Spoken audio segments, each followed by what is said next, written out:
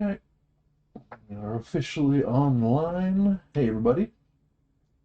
You don't actually see my face right now, but I think I might have to adjust my gain just slightly. 1 second. Gain down. Okay. Hopefully, it is a little bit better. Welcome to the stream. I've been talking about not having a physical streaming setup for a while, and then I realized I kind of wanted to have one, and I started cobbling together bits and pieces to make sure that happened. And the result is this. So I have a table. I have this close-up camera, which is my normal face camera. Oh, gain is still too high.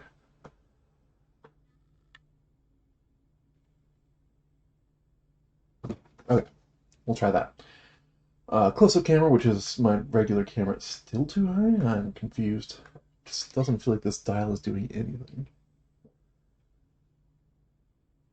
How about now? Now.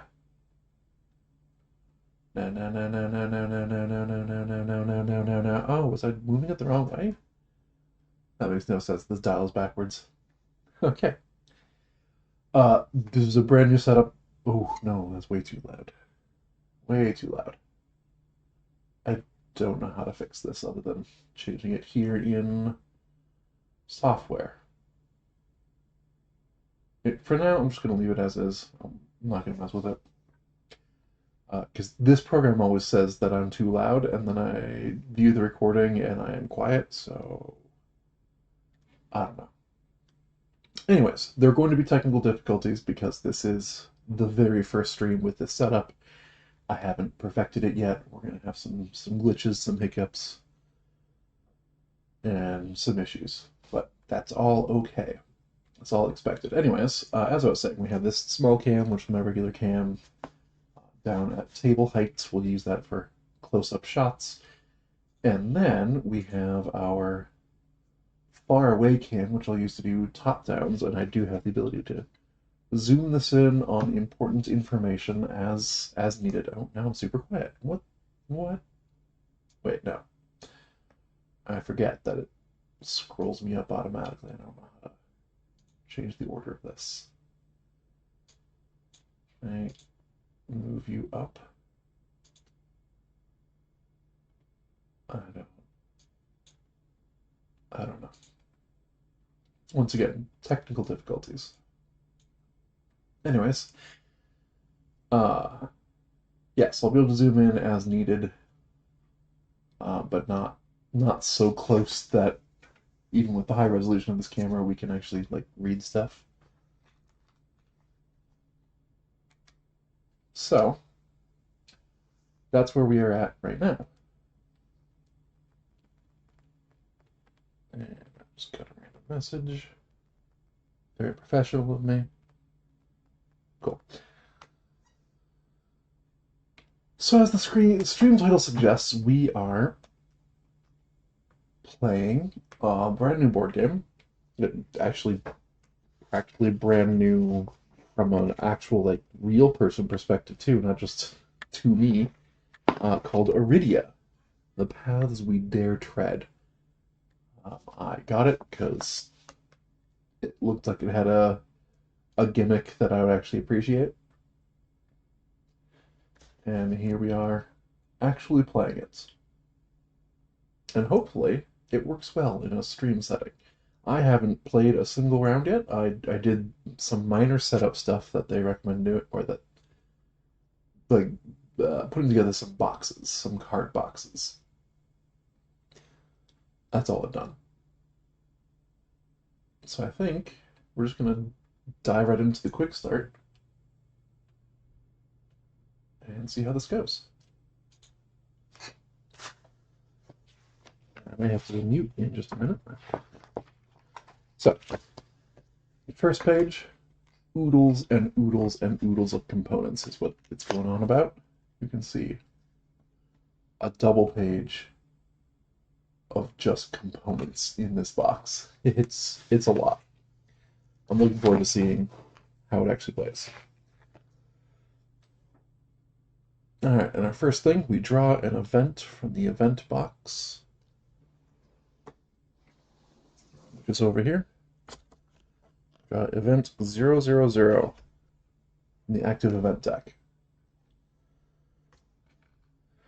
Read the first two blue narration text boxes out loud, as well as the red rules text. The rules direct you to choose your path.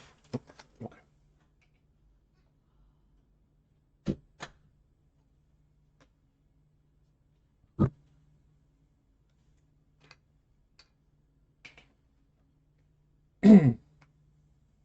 Dawn. The paths we dare tread. The words echo in your mind. You blink back sleep as dawn pours into your threadbare tent. Exile isn't nearly as romantic as it sounds. Today is the great thaw. The hunt should start soon. With a little luck, your training will pay off and you'll be home before harvest. The last 2 weeks have been grueling, but your mind and body have begun to toughen. You affix the brass pin to your chest and think about the path you've chosen. Each player now chooses a path and creates a character. See the quick start guide. Once each player has finished, flip this over, I assume. I hope that's what that icon is.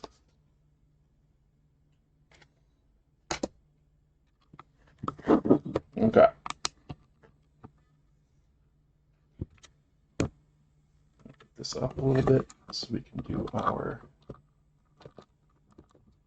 paths.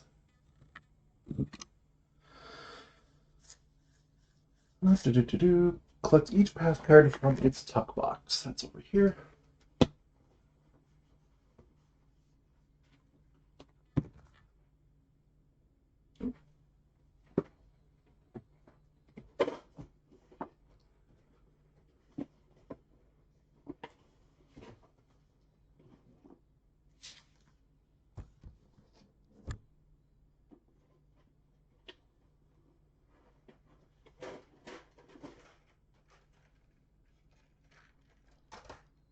There's a lot of stuff to get out, sorry.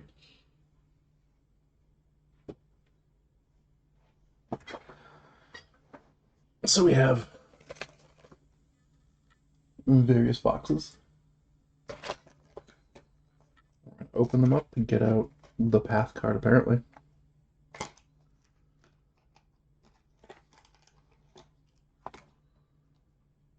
Path of Valor. Okay, and we'll go through each of these once I have all the boxes open.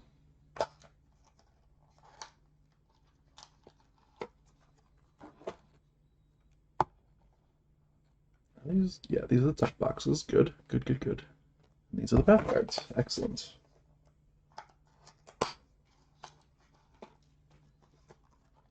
And I'm going to swap to the other camera while I do this.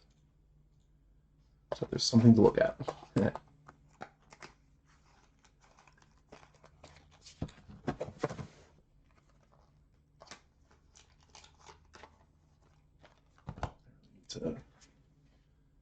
Keep zooming out on me. Every time I go away from it, it zooms out. Go back in. There we go.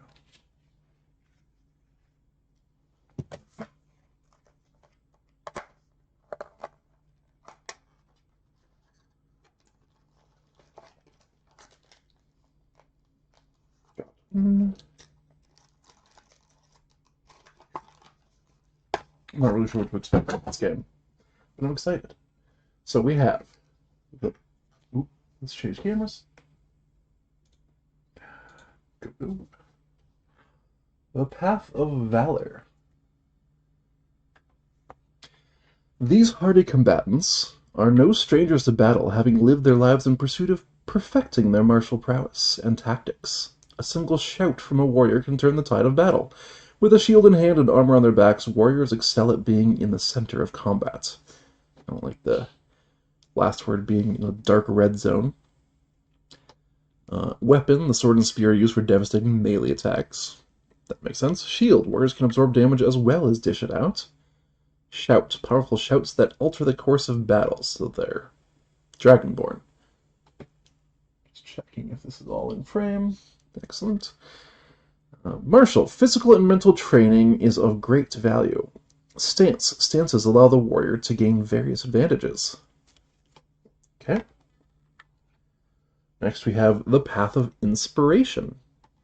Do this so I can more easily read while also having it in focus. Yeah. Be it a rowdy dirge or soothing hymn, bards are always ready to perform. If their quick wit falls short, they resort to causing a ruckus on the battlefield. Believing a band is better than a solo show, bards look to offer support to allies and disrupt foes with both lyric and chord. I don't know what it is about this angle, but it makes it harder to read. Hymn. Soothing melodies that bring health and energy. Ruckus. Battle know-how for when you aim to misbehave. They can't use that.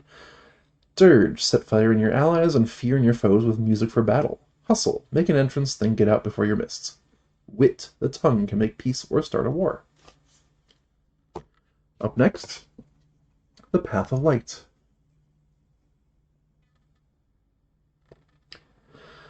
When darkness looks to gain a foothold, clerics are there with staff in hand to illuminate the world. With a mastery over the healing arts, allies can feel safe should they suffer any injury. A cleric's understanding of tactics makes them well suited for any position on the battlefield. Healing. Contend with decay through the healing arts. Luminosity. Fight back the darkness and illuminate all. Staff. Thy stave, which guides and corrects the bent and broken. Tactics. The mind is a formidable weapon, wield it with wisdom. Study. Some days can be dark. Pursue wisdom and seek the light.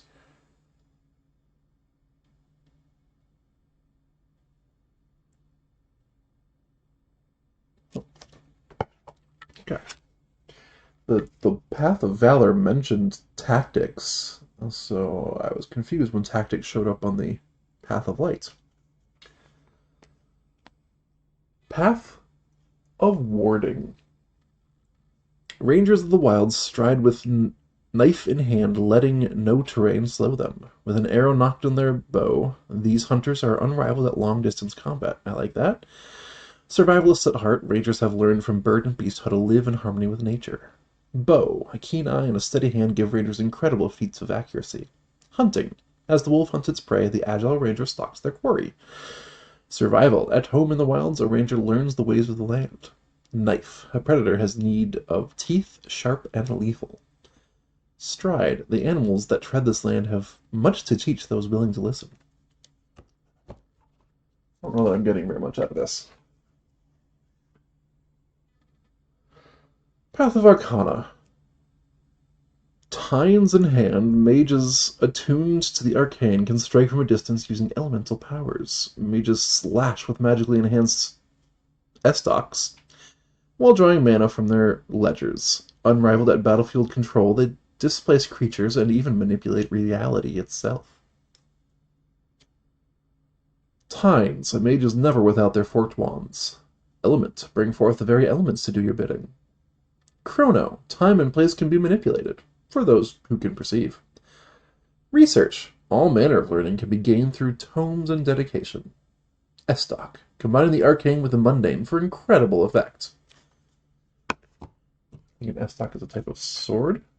It's been a long time since I've seen it used in any context. The Path of Shadow. Never heard and rarely seen, these masters of stealth are ruthless in combat. Equipped with a variety of traps and tools, rogues never shy away from using devious tricks. While hidden, rogues look for openings to strike fatal blows, then slink back to the shadow. Stealth. Silence is the language of shadow. Speak it well, and you will thrive.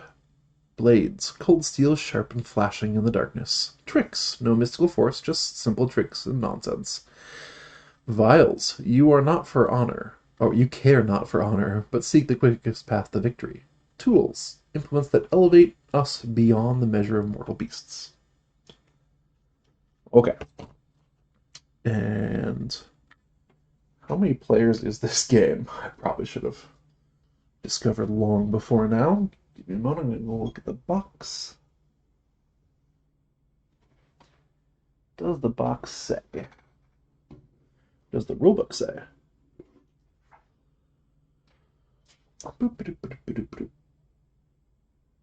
Nope, that's a dense rulebook that I, again, have not gone through. And the box says... nothing. Oh, very awkward. I'm hoping I can do a two-player game. And by two-player, I mean two-character. Okay. Reader's description and choose a path taking the matching slipcase and tuck box. This is a good question. This is who we're going to be stuck with for a while, I assume. I love being clerics, so I think I will take the Path of Light for one of my characters. Then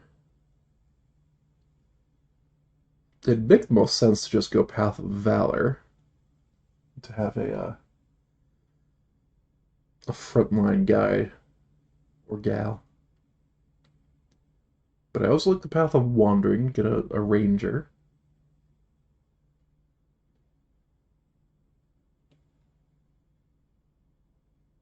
You know what? This might come back to bite us. What we're going to do... We're going to do the Path of Wandering. We're going to have the ranger. And we take their corresponding slipcases, which look like that. Put everybody else away.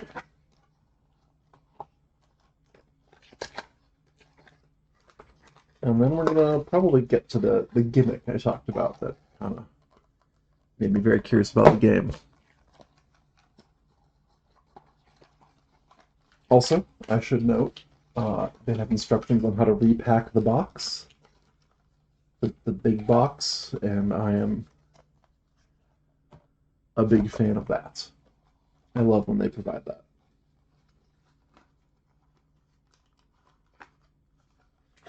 When you have a lot of components like this, sometimes it's hard to repack everything.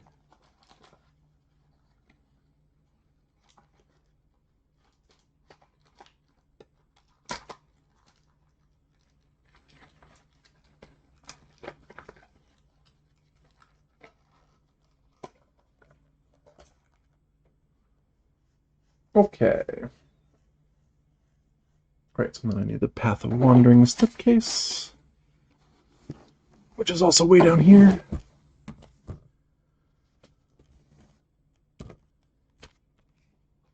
Slipcase. Okay, up next. Follow path setup rules on the back of the chosen path slipcase, then return here. Okay.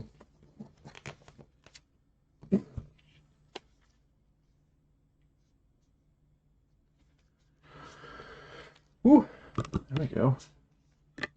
Bunch of setup rules. I'm intrigued. There's 3 boards from the slipcase in front of you. Find and place these tokens. Oh boy.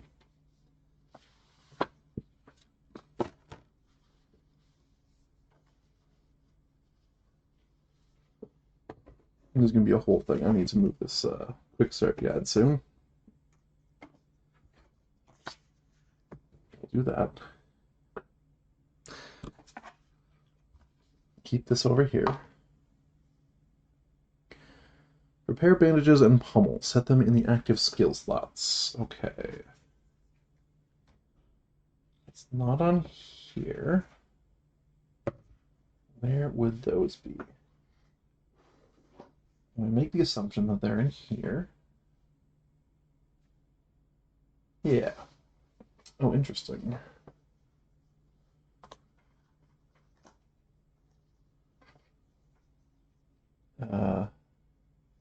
Set them in the active skill slots.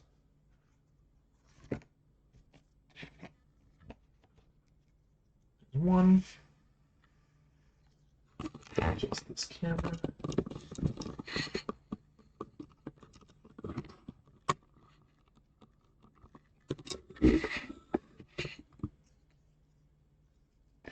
Two.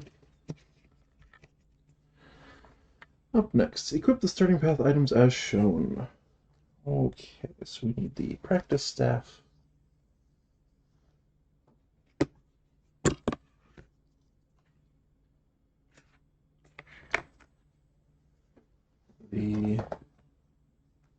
practice kit, which go over here. The practice focus, which goes on my belt, and then the practice gambeson, which goes over chest and legs. Good. Very good. Up next, place your path rank soother token in the rank slots. And my rank slot would be back on this board. Path rank, right there. Get the following components from your path tuck box. Alright, from the tuck box we have follow markers into the marker cubes area. A little bit of extra noise for a second. Yeah, not too bad.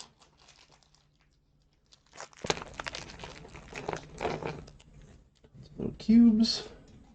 Okay, so 12 cubes go in the marker cubes area, which is on my first page. There we go. Boom, boom, boom.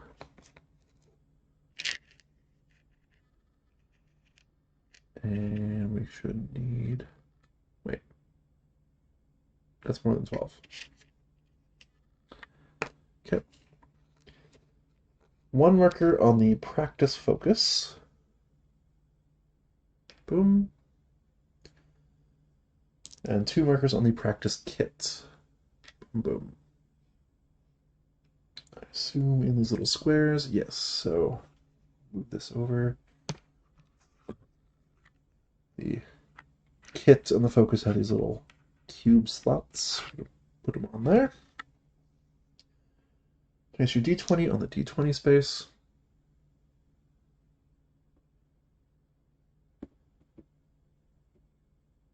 Which is on this board once again.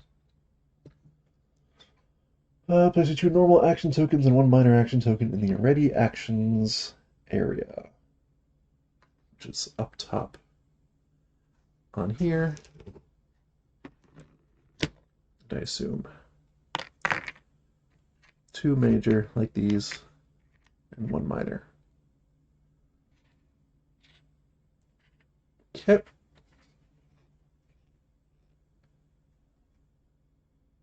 Get all this out of the way so I can do the next step. Take your path rules deck, which contains the rules for all of your path skills and items, and get out staff, focus, kit, prepare bandages, and pummel cards. We're going to do this again for the Path of Wandering, and that's okay.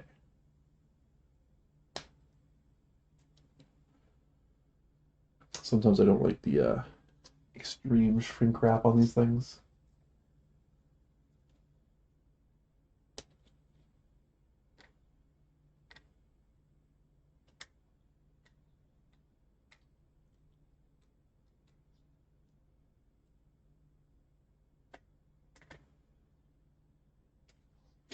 To be honest, I was hoping there'd be more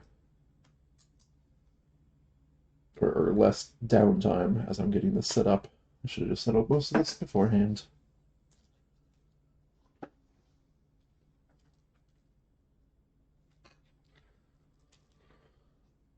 But here we are.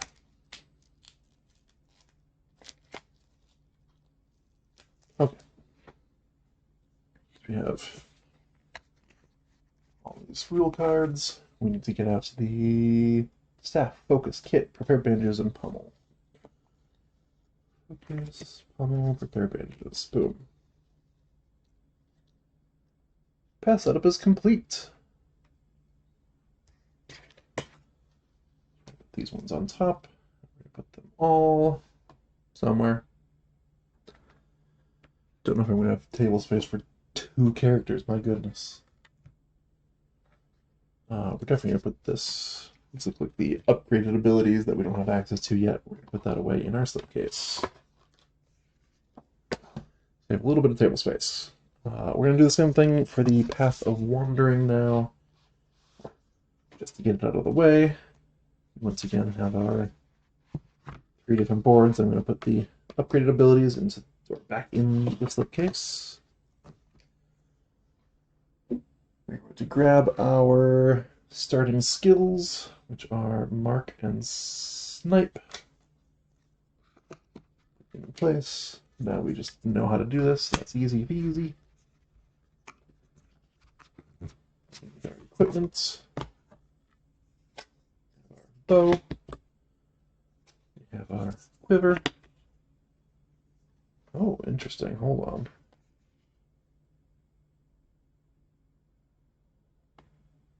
Where does the quiver go?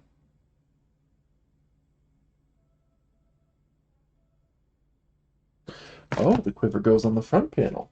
It's in your, quote, inventory. Weird. So show that off, inventory. Because we have a practice hunting knife over in our left hand. We also have a practice shirt and some practice pants. Some training pants. We also have the Scout Path rank, which I've just put in there. Scout. Boondiata. Okay, up next we're going to have so many tokens. Yes, let's get out all of our tokens and our die. We know where the die goes, that one's easy. D20. Let's put out all of our tokens, our tokeny doos. Boom. We know that some of them go on, or most of them, the little cubes, go in the marker cubes zone. That's where we're going to put most of them. Could be my arm hovering past the camera a couple times. 8, 9, 10, 11, 12. Our actions go into the action zone. And then we have marker cubes that may not go anywhere. Oh, one on practice quiver. And one on mark. And then I just have one left over. Oh, 13 in my cubes area. Okay. There we go. All the extras just go in the cubes area. Then once again, I need to open my Path Rules deck. This time should go a little bit faster because I figured out the trick.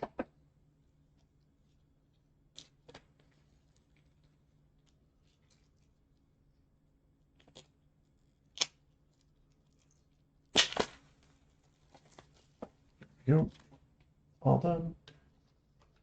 And we need bow, quiver, hunting knife, mark, and snipe. And you know what? The rest can probably go in my tuck box, I would imagine. Put those away. Get this out of my way.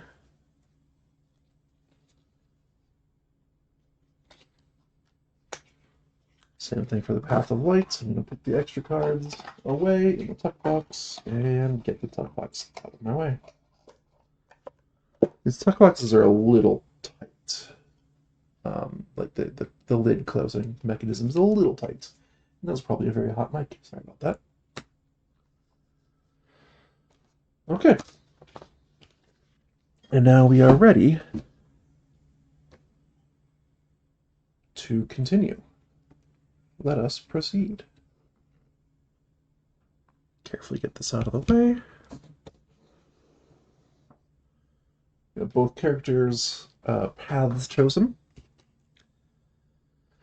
Get the character cards from Ref in the index. This index right here, we have Ref.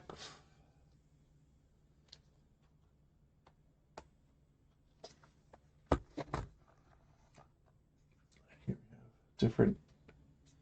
So now we get to choose a race. species.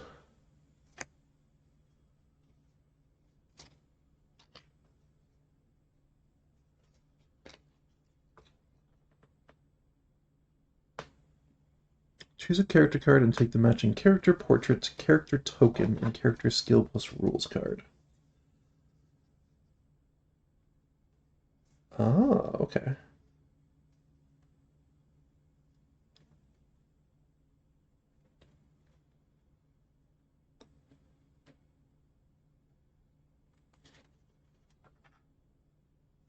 Okay.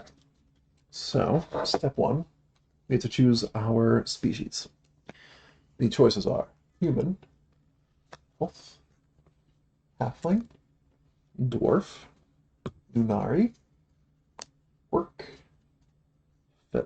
fetish, no, cat people, okay, Slyn, and Fae. And I don't know what all of them do. Humans can be found in every corner of Arydia. They explore, create, and seek knowledge eagerly. Humans are the predominant builders of towns and cities like the great city of Sarun, which was your home before you were exiled. Okay. So I assume they're just kind of generic. They're resourceful. Okay. So then they have a matching skill card.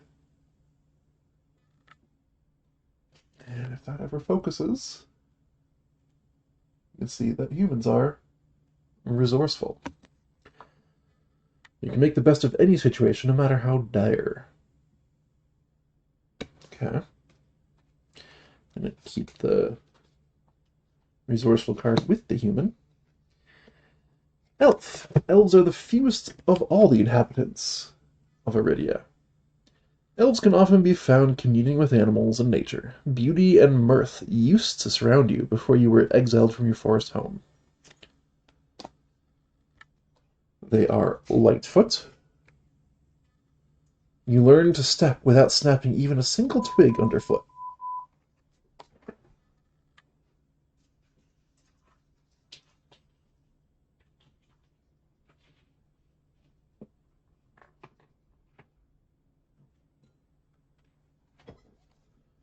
Uh,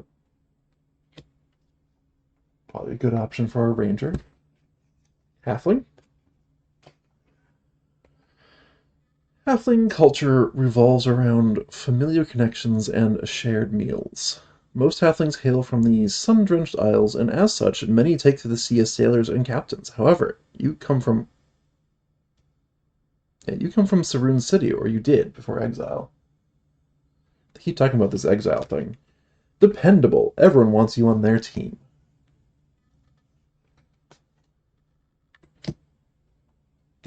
Dwarf.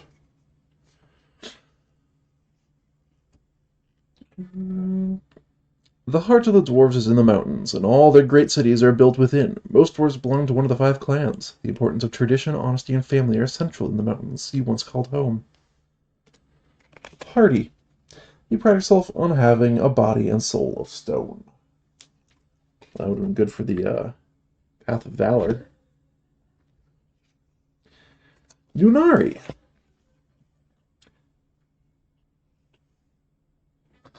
The Twilight people, Lunari are said to be ancient cousins of the Elves. The Lunari homeland is in the frozen west, a cold and unforgiving region. The Lunari settlement you were thrown out of was loud, raucous, and full of life. Lightheart. Very little dampens your spirits. Kind of like that for the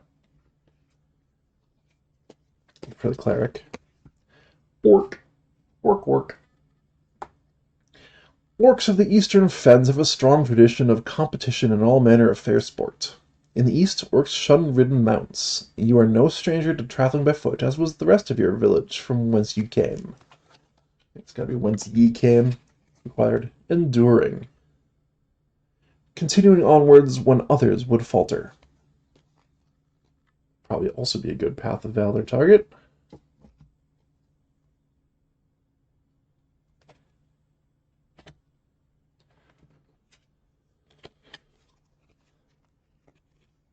Hellish. The most diverse people of Arydia, Fellish can be large or small, dark or light, and everything in between. Amongst Fellish, your family and size are often determine your station. As a small, lowborn Fellish, things haven't changed much now that you're in exile. Nimble, you always land on your feet.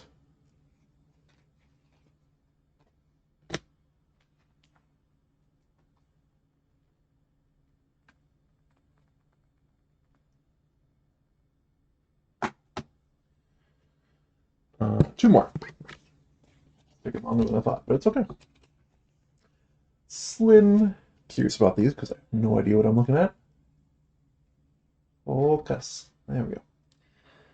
Slin culture is built on pride, cunning, and intrigue. The Slin hold their ancestors in high regard, perhaps because at their final rest they do not decay, but instead petrify into once living statues.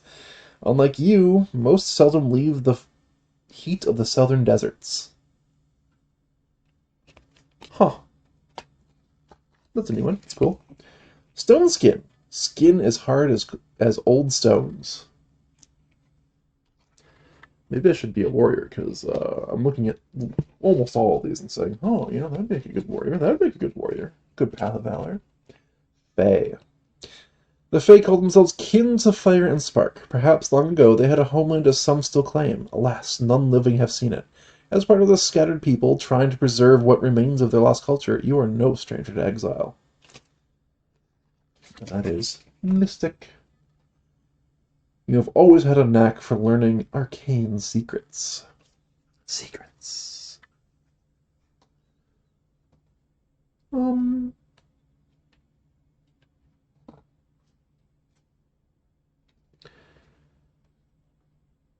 So I was considering the elf for my ranger, but maybe we switch it up and we do the Fellish, like a Fellish ranger. Those are the cat people.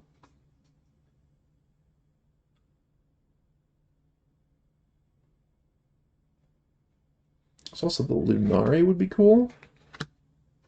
Trying to just avoid, you know, the classics. Not that there's anything wrong with the classics, but that is what happens every time. Let's do it. Let's just do it and live with our choices. So, our ranger is going to be, sorry, the Path of the Wanderer. Path of Wandering is going to be a cat person. We take the character skill, SKLFE, it rules card. I think that's what I have. Character token and matching portraits. So we need this sheet of tokens to get our portrait, and we need the Fellish.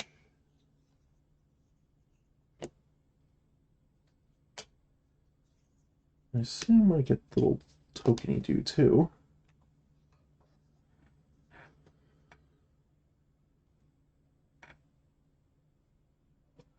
Character token, so character portrait, character token. Okay. I think I did that right. We'll find out soon enough.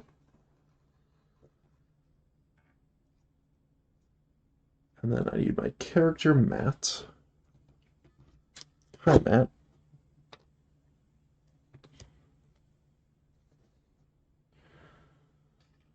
So we get our character Matt. I got a skill, which I assume goes in here. I also have a character. And I can choose if I want that one or that one. And, you know, let's go this one. No, not just because it was the first one I saw.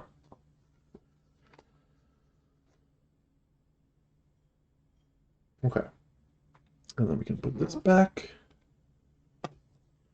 I did notice that Nimble has its own little cube area, so I'm going to put a marker cube there and hope that I'm doing that correct as well. It's entirely possible. I have no idea what I'm doing. put all of your cards together. Now let's get out another character for my cleric. Suppose I could do tanky cleric. That's a thing.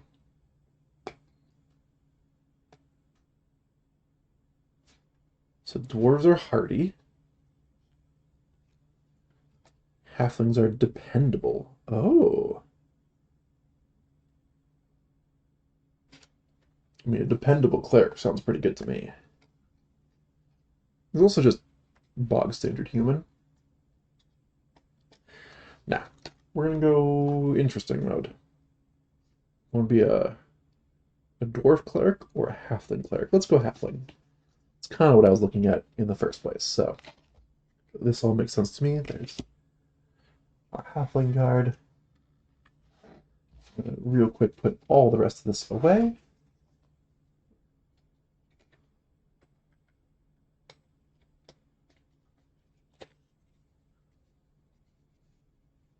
And I'm going to get out 2 of these player reference cards, because it's always nice to have, when they're double-sided, it's nice to have both sides face up at any given time.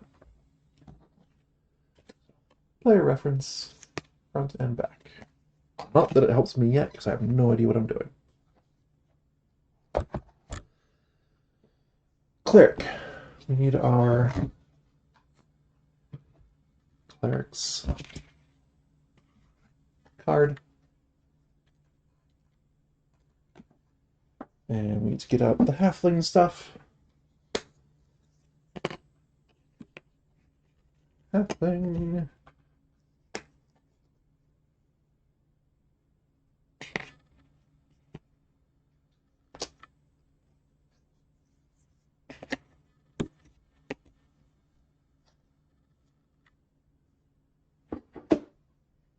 Once again, I don't know that I'm supposed to put this one in yet, but I'm going to. And we'll find out if I'm doing it wrong. Up next, get the max stat tokens and stat cubes, which...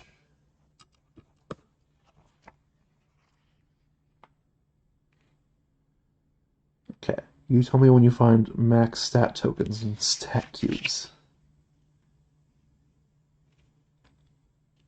Oh, down here. Okay, max stat here. And stat cubes. Okay.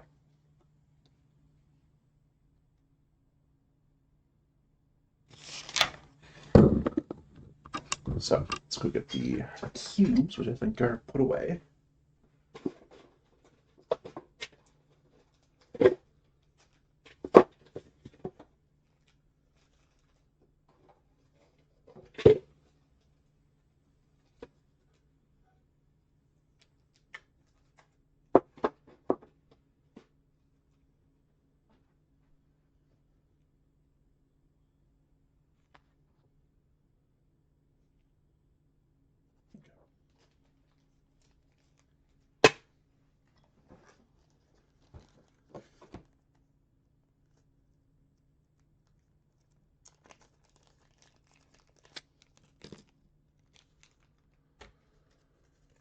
Lots of little stuff. I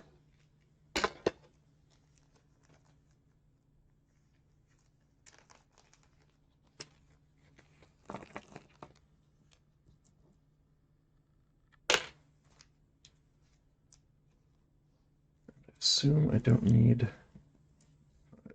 need 2 of each, 1 for each character.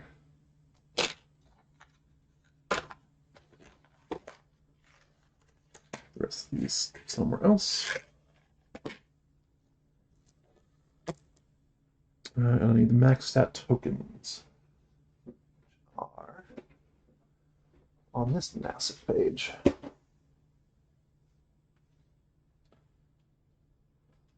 And what do they look like? Ah. Okay.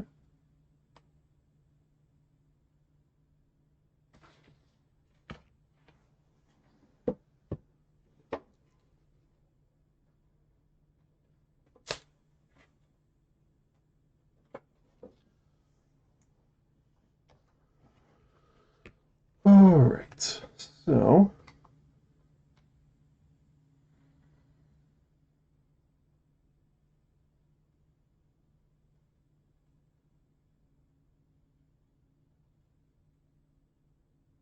um, max stat tokens and stat cubes. Do I get to know what my max stat tokens are? Ah.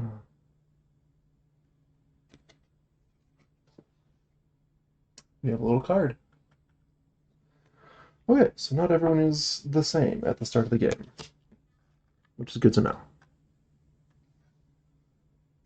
This looks like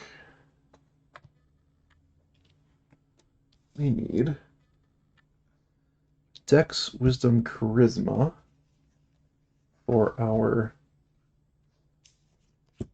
Fellish. Dex, Wisdom, Charisma. We'll slot those into our board.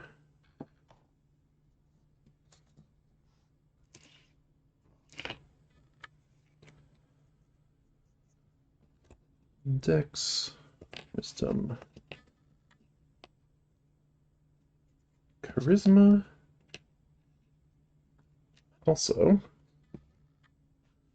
we need these cubes. Oh, character skill. So I just noticed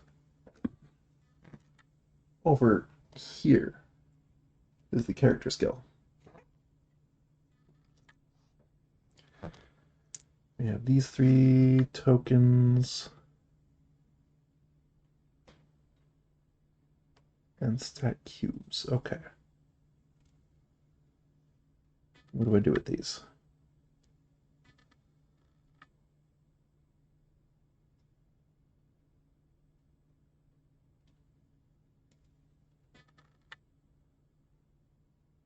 Oh, okay.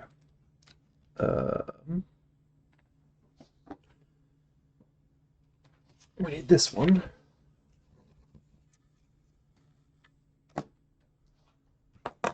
And we get this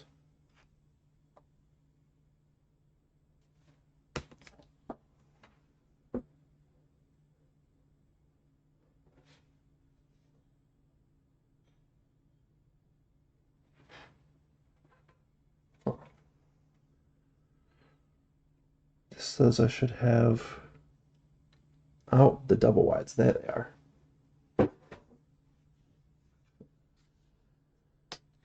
X, HP, MP, SP, and I guess RB. And then one more set of the same.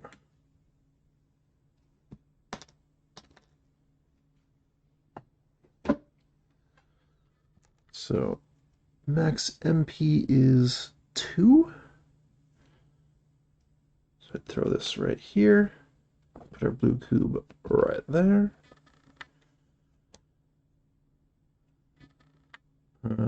Don't know what max RP is. Figure that out in a second. Max SP, max speed, I assume, is 3. So that's going to go there. Max HP is 2. We are pretty weak to begin with. But that should be correct.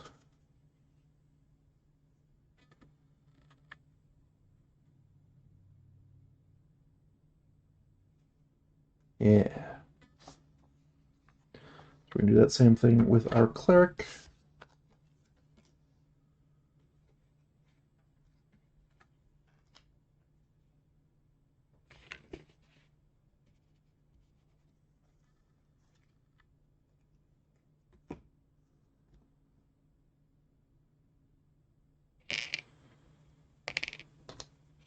So we have max MP of 2.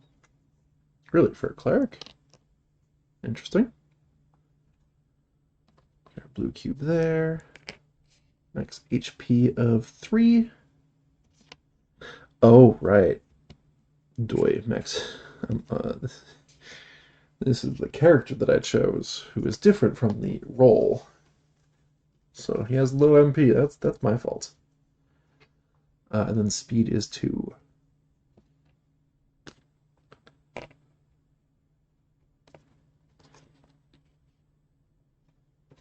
Cool. Then we need Dex, Charisma, Endurance. Dex, Charisma. I had an Endurance.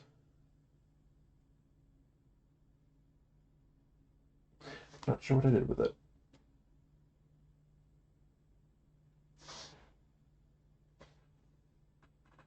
Oh.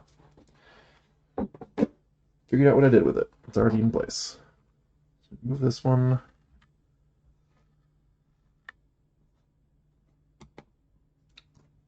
Bring this guy back. And also get our character skill into the correct slot. And get Dex 1. And Charisma 1.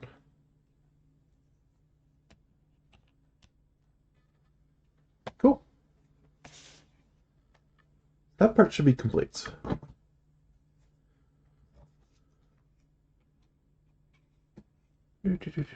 Choose a name and starting title and place them in the name and title slots of your character mat.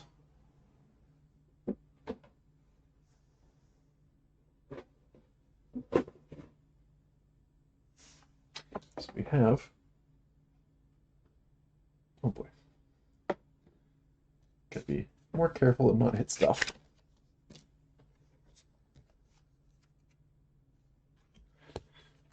A whole list of name and title tokens that we now need to take and put in places. So let's see. We have a halfling. What should our halfling's name be?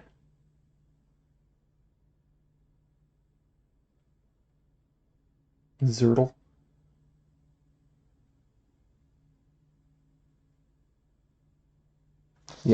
Yeah, we're gonna do Zertle. Wait, are they two-sided? They are two-sided. Oh, that's a whole other opportunity. I think I'm still gonna go with Zertle. Haru. No, that's what we are. We are Zertle the Hungry.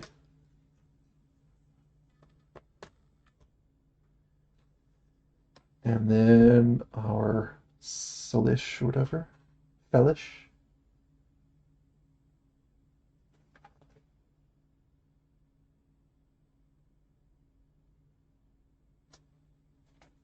Rix.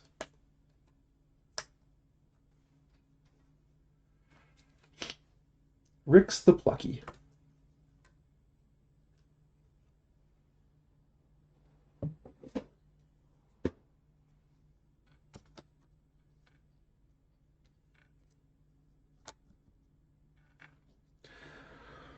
So we have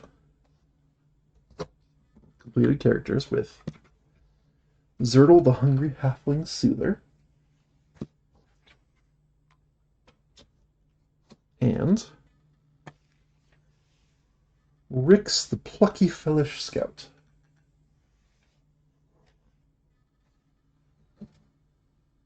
Plucky sounds very silly in all this context. Create your miniature by combining the path body miniature with your chosen character's head miniature, matching the portrait. So this was definitely the gimmick. We have pre-painted minis with pre-painted heads, and you kind of just mix and match. So I want a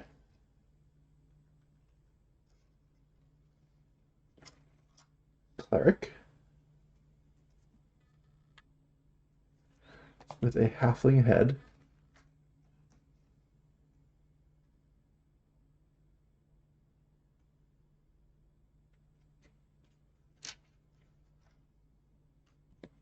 you just take your little mini with the head, you slot it into place. Now, it's a little weird because, like, I'm supposed to be a halfling, but obviously the body's already created. There we go. Halfling. It does not want to focus on that. Come on. There we go. Good enough. And we have our path of wandering with the Fellish head.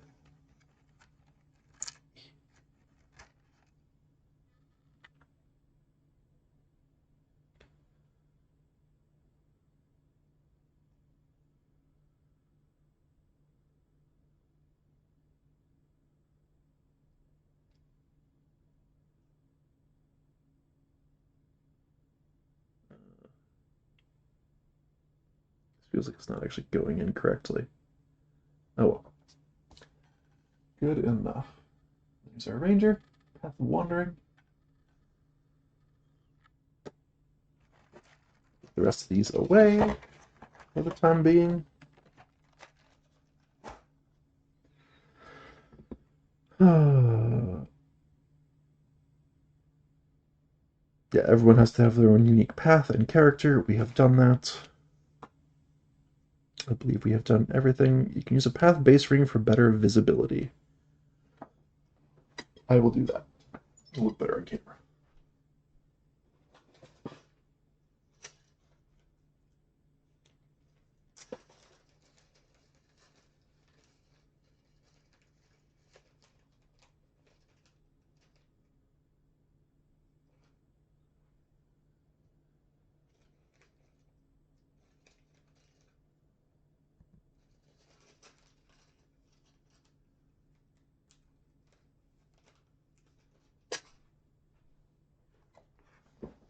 So, oh, yeah, these little rings that just kind of slot into the bottom.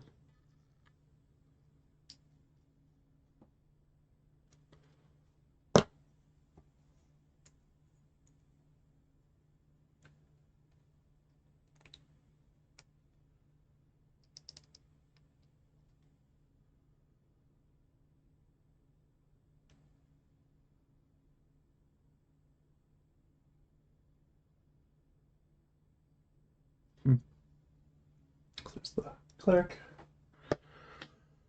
Boom. Now, once each player has finished, we flip this card over.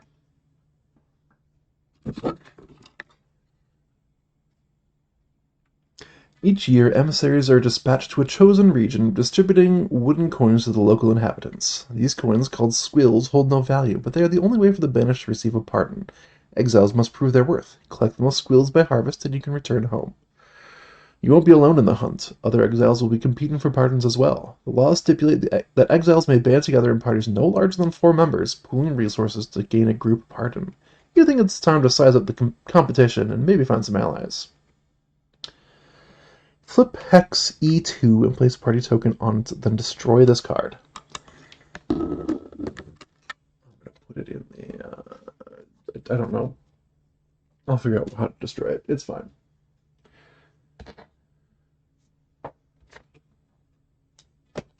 So we do have limited table space, but we also have this world map, and I assume one of these is E2? Yes.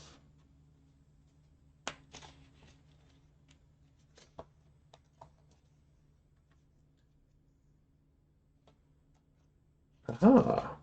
So now we have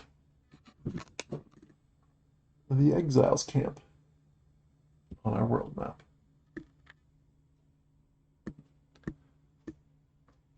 Boy, I'm bad with reverse controls and all that. Okay, Exiles camp. Don't know what any of that means.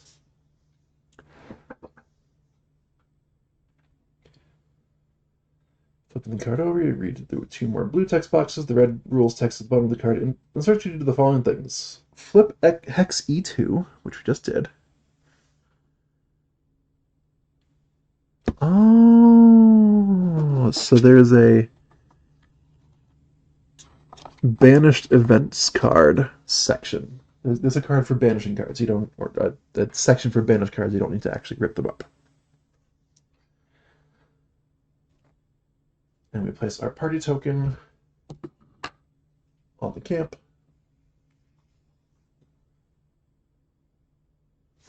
You now choose to interact with the big 0 pointer on hex E2 by taking the enter location action. I guess that's what we do.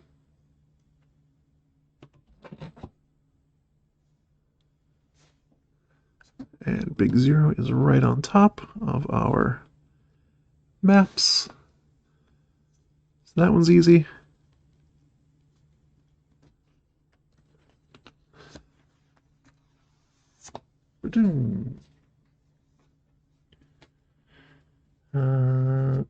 So, place this in the play space. Here we are. It is quite big. It's bigger than this camera's going to let me do. Read the title and show the artwork to all the players. Oh, and they have a soundtrack if you want to play a soundtrack for this location. I'm not going to at this time, but that is good to know. So Exiles Camp is the name of the location. This is roughly what it looks like. And I'm going to read this. Hopefully it focuses. The threadbare tents stand here, flaps swaying lightly in the breeze. As you draw nearer, the din of the camp washes over you. Voices buzz in excitement, swords clang in practice, and as you approach, a mustached man beckons you. Goodbye, camera.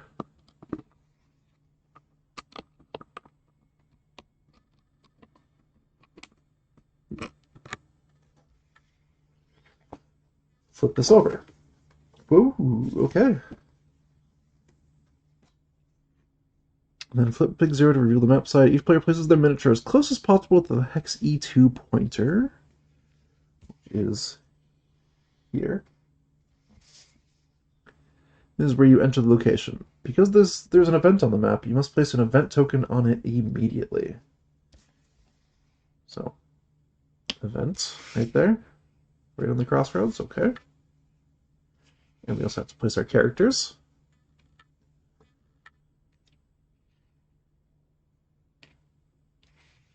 Come in side by side like that.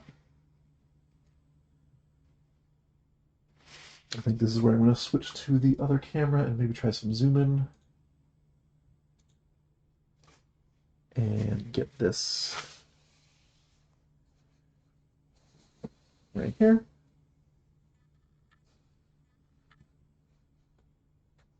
Zoom.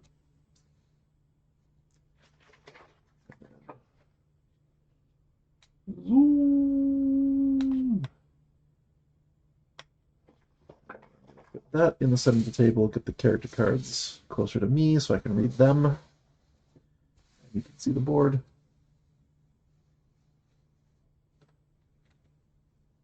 Once again, first time setup.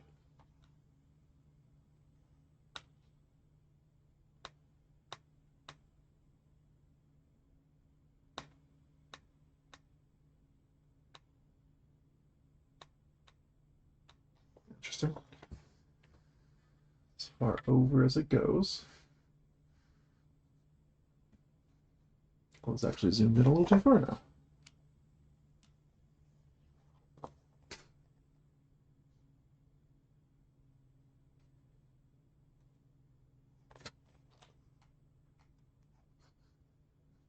Actually, a second exit from this place up here that I want to get in shot. Okay, this is the map. You can see the event token here. There's an NPC here, another NPC there. I'm going to figure out what all that means.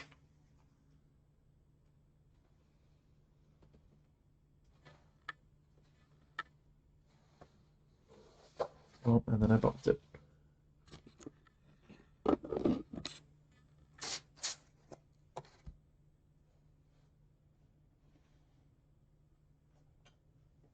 Sorry, I'm just getting my board set up. All my equipment and everything.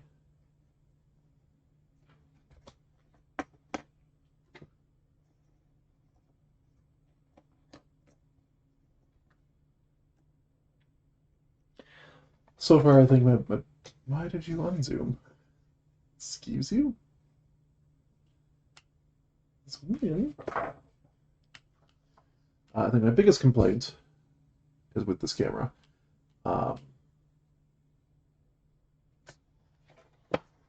It's probably the fact that they did not tell you all of this setup would happen. They're just like, all right, set up these boxes, and then you're ready to do your first mission. I suppose I could have assumed I was not ready to do my first mission because I had not set up anything character-wise. But whatevs. Real space issue going on right now. Boom. And just continuously hit this. Boom.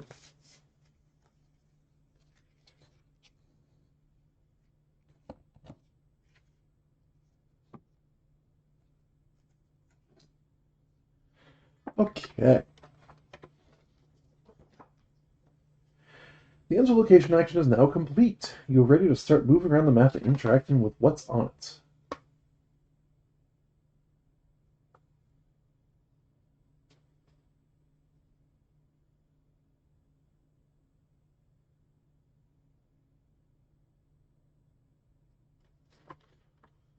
Okay, we're on board. Let's continue. Adventure mode, unlike combat mode, is generally freeform. In adventure mode, actions can be taken consecutively and without a set player order, so you don't need to count movement.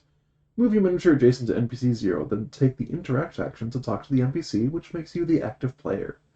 Before this action continues, other party members may move their miniatures as well. Party members that place a miniature adjacent to NPC 0 can also participate in the conversation. I mean, sure. We go, boop. What's up? You beckoned us? You rang.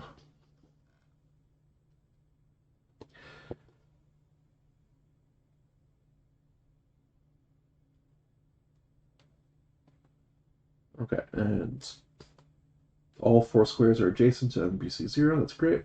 The player to the left of the active player is the guide and draws NPC 0 from the active NPC deck, which I have.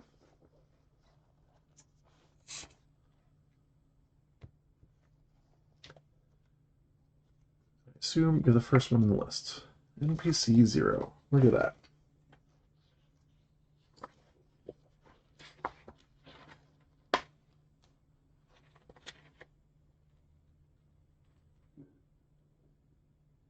When playing solo, you act as your own guide. Ah, okay. So the player to the left of the active player is the guide and draws NPC 0 from the active NPC deck. Because I'm playing solo, I have my own guide. Normally, this would be an opportunity to do some role play stuff. But.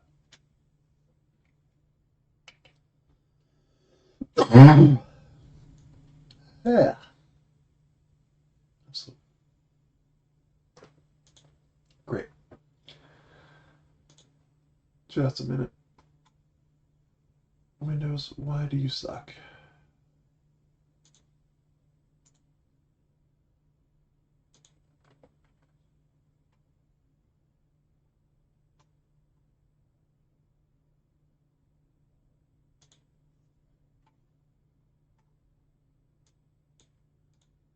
Yeah, why did you default that at?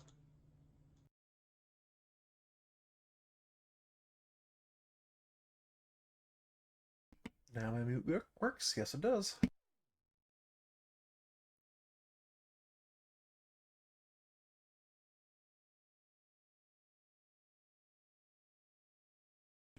Okay, coughing fit out of the way.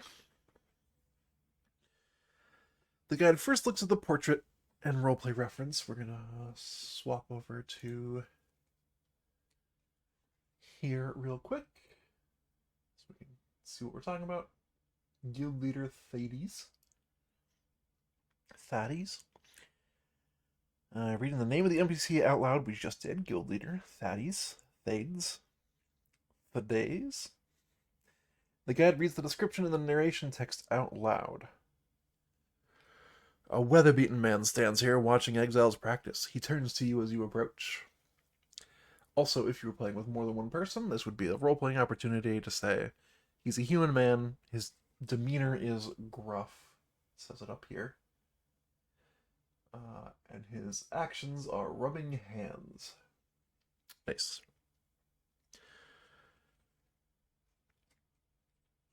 Then reads the roleplay text out loud as if they were that character. And only read what's written on the card and not ad-lib dialogue, which is, completely different from any DM time. So here we go.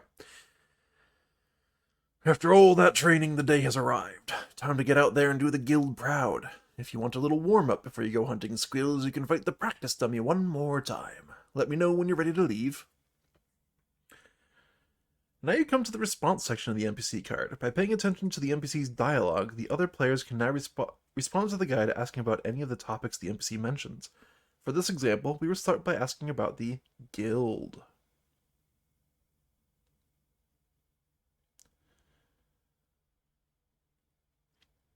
The guide now determines which topic is the best match based on the player's response. If the response was, for example, if the response was, "What is this guild you speak of?" the guide should choose guild.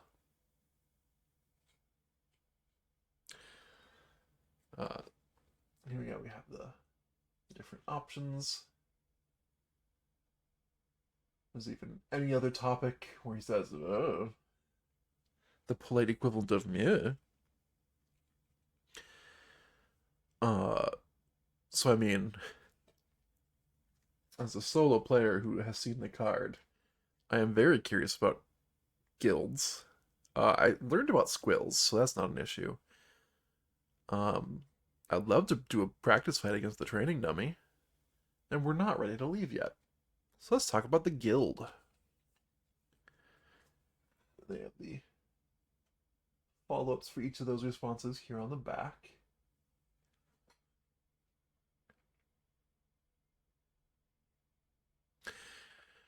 The guild was established as a means for exiles to prove their value, in order that they might earn a pardon and return home. To this end, guild members work hard for the locals, who give them squills. Oh, squills. We heard money again. We like money.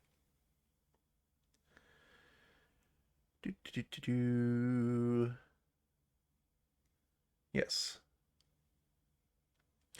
Once a stopping point is reached, the guide then flips the card back over, and the active player or any players adjacent to the NPC may continue asking about other topics, or end the conversation by not asking any more. So that was just this text back here. We can keep asking about things. I don't really care about the squills, because we already learned about squills, but it might be nice to talk about this practice dummy.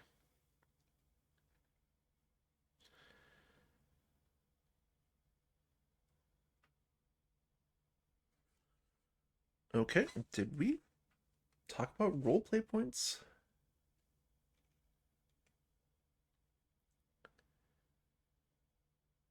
Ah, okay. So we do need to have a max roleplay points, and we do get roleplay points.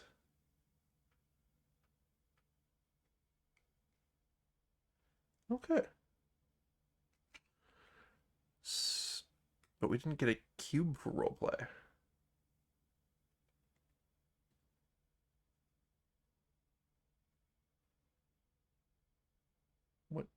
What cube do we get? Oh, a marker from their supply. Okay.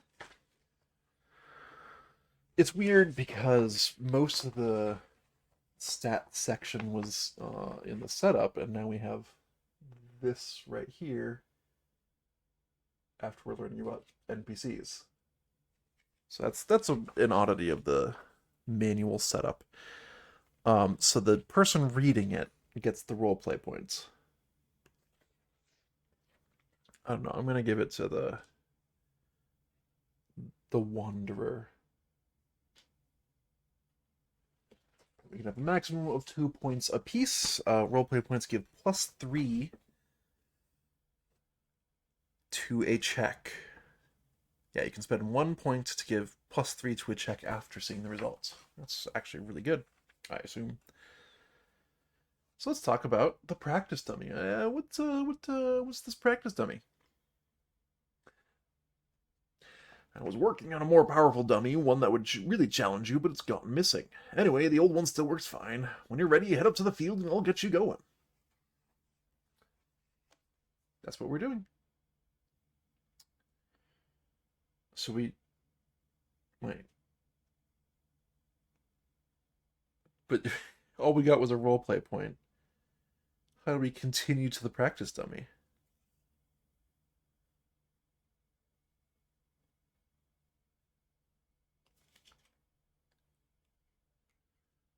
Maybe we have to leave?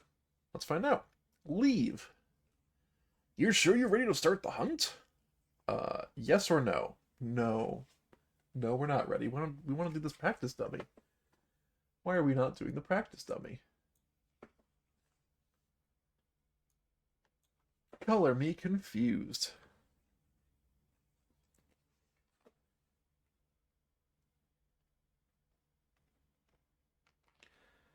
When speaking with Thaddeus, he told you to head to the practice field to the north. Oh, is that what he said? He did not say that. What he said was, when you're ready, head up to the field and I'll get you going. I guess up means north. Okay. So we're going to end this conversation. However, you can't take an explore action, which I guess would be getting the next space to do the practice dummy fight, while there's stuff on the map. The map is cleared once there are no foes and no tokens, event, or chest on the map. To clear this area, you need to remove the event token by triggering the event. The active player, have a new player be the active player if possible, moves to any space adjacent to the event token, which will trigger it. Okay, so we started with the cleric. Oh, good. More cheat viewers. No. Out of here with the spam. It's not what I need right now. So I think we're done with... We're almost done with daddies. We put him off to the side.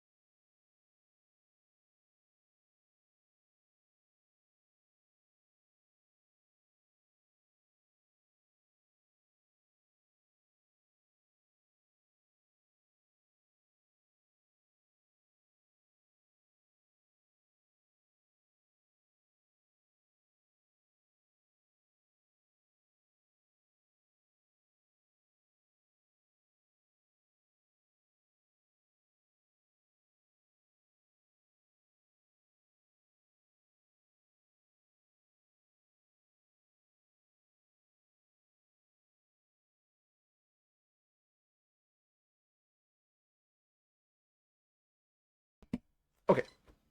So there's a conversation to be had outside of the game world. Okay. So we have our ranger go boop-a-doop-a-doop over to this event token, which will trigger it. As adventure mode action continues, other party members have the chance to move their miniatures. For example, they may decide to move adjacent to the event in order to be able to participate in it. Like, should I? Maybe, okay. Don't tell me whether or not I should. Tell me examples of consequences for joining or not joining. Maybe we'll find out in this first event. Maybe this is just the way that they do exactly that. So we're all adjacent to the event. When the event is triggered, remove the token and have the guide draw the corresponding card, which in this case is EVT 13, which it says underneath the token there. Oh, sorry. I forgot to switch back to this camera. And it has since zoomed in further. Oh, okay. Can I turn off auto zoom? Oh, yeah. Lock. Nope. I would like you to stop zooming in and out randomly. I had you in position and now you've... Oh my gosh. I'm just going to leave it alone for a minute for the figure itself out. But as you can see, event 13 right there. So we get event 13 out of the box. We remove this token. 13 should be...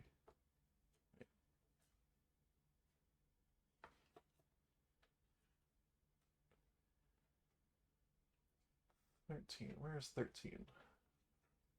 Where's 13? There's 13. Haha. We get... This might actually be even easier. Around the camp.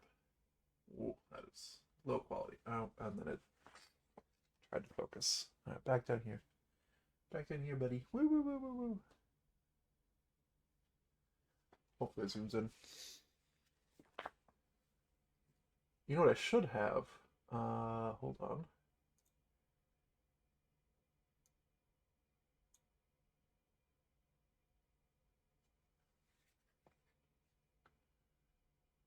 Let's zoom back in. Zooming. Keep that camera zooming. Oh, dummy. You know when technology is too smart for its own good? This is one of those times. Anyways, I'm just gonna go like that. It's fine for now. It will do. And that lets me do this. Haha, look at that. Around the camp. Hold on. I'll adjust this to be in a position where I could actually hold the card and read it from where I'm standing.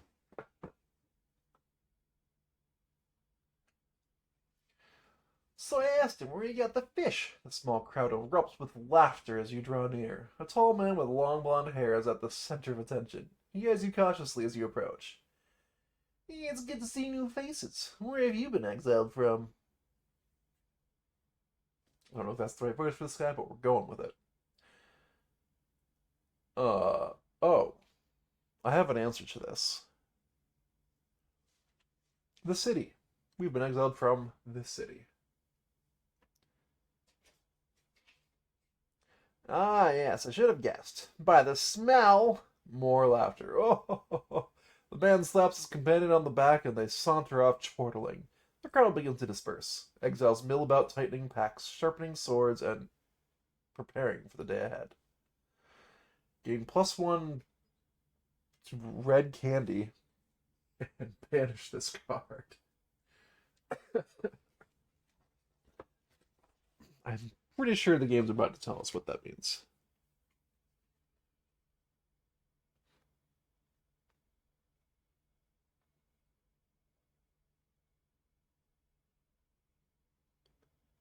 Okay, all the choices lead to the same outcome. Oh. The red rules text instructs the players to gain 1 XP. Each exile gains 1 XP. We have these little experience tokens.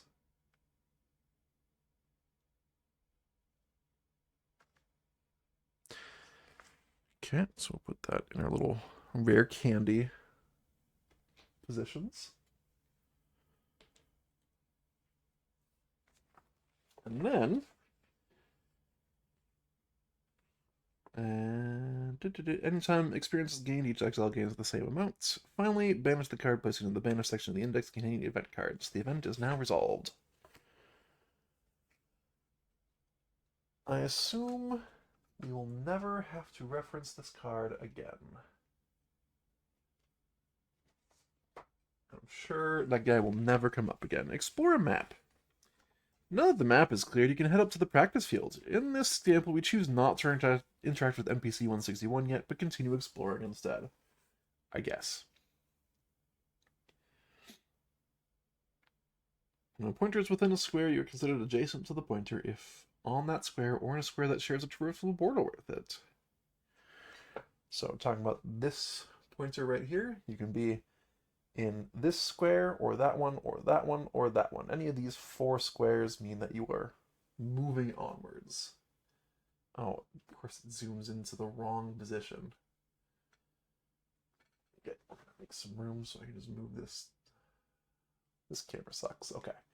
I need to, between sessions, learn how to stop it from doing any of this. Because I don't want it to do this.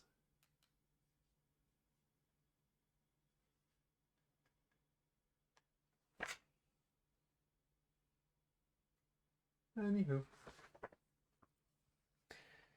The active player, have a new player be the active player if possible, moves adjacent to the pointer to med 0 and takes the explore action. So,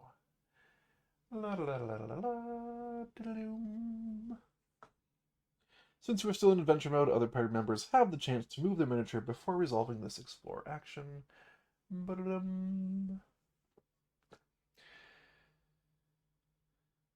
The guy draws med 0. Oh, medium 0. Just in here.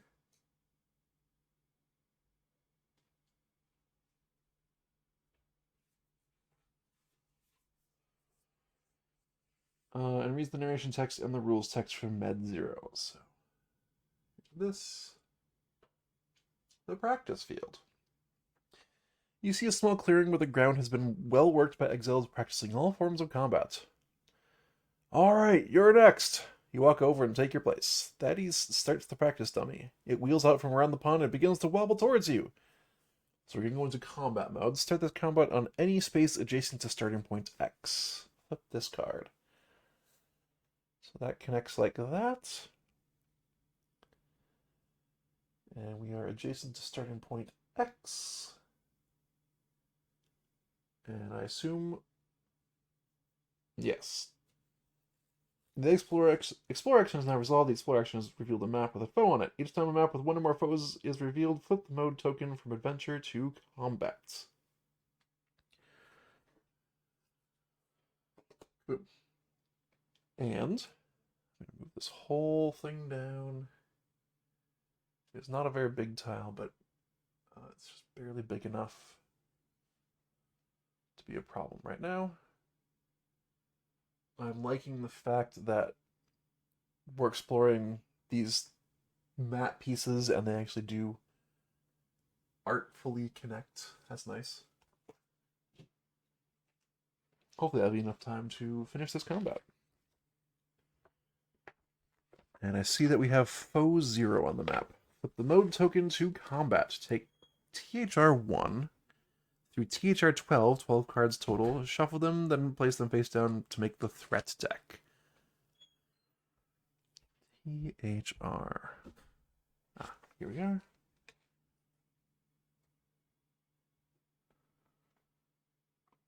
Is this all 12 of them?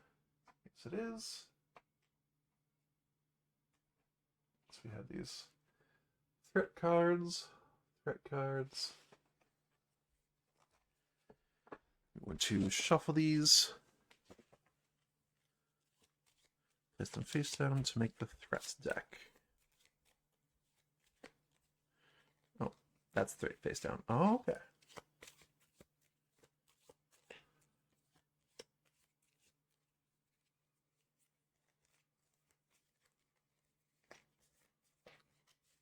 Doing a very simple shuffle. What are you focusing on, camera? Why would you do this? Can I turn it off? I guess you just hold still right there. All right. Face down. Put this right just out of shot. Get all 4 hit dice. Those are locked away right now.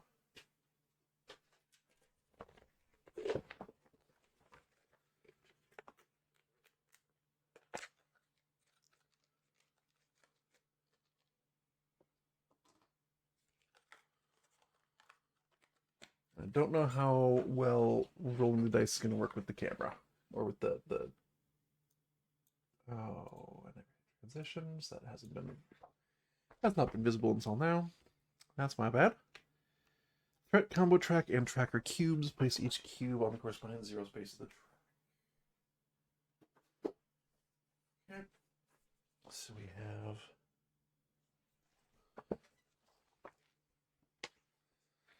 our threat combo track right here. Just gonna put that in the previous zone for the moment. The tracker cubes.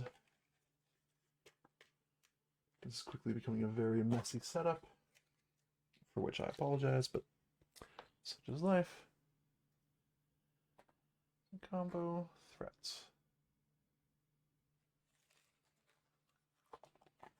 I assume we like the top row, we don't like the bottom row, is my assumption. Find all the faux 0 cards, 1 out of 1 and 2 out of 2. That's going to be in the faux box.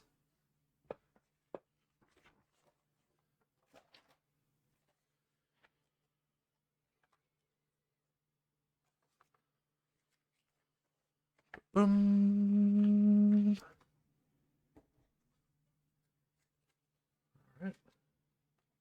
I think it may have actually fixed the camera woes. One is an AI card and the other is the grid card. Very cool, very cool. The AI card provides information about how the foe acts. The hit grid tracks the health of the foe. Okay. I think we can handle that. When the hit grid is completely filled with wounds... Hold on. Where's this hit grid?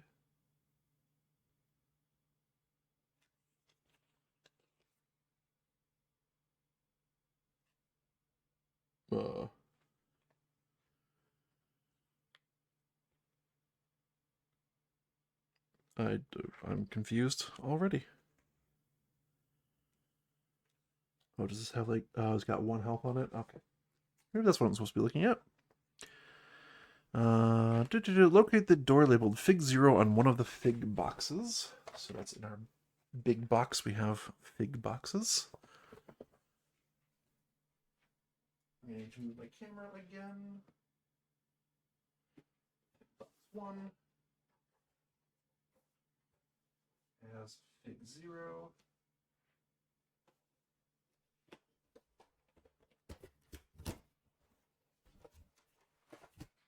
We have this big miniature box I see. It's kind of a shame that they don't have doors on each of these minis, because now I'm getting spoiled on future fights, or potential future fights. That's an annoying sound.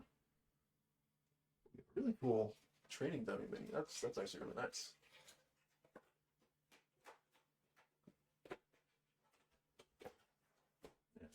Someday I will close this box. It was not cooperating, so I gave up.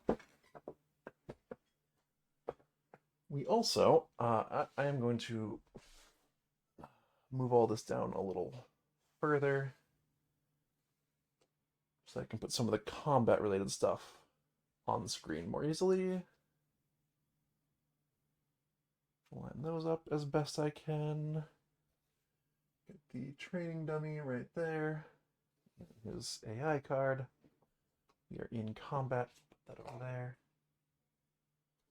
We have our threat deck right here. And what am I missing?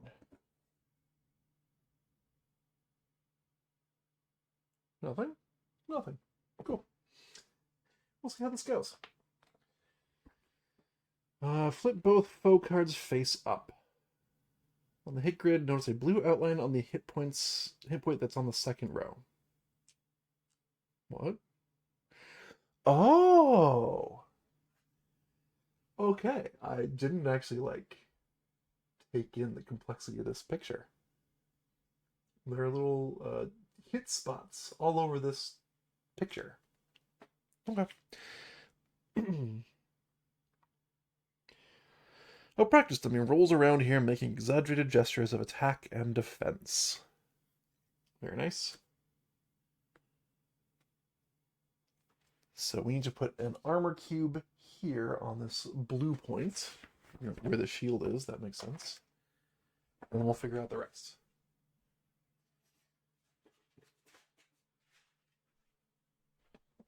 So now we have all these little cubes and other sundry items.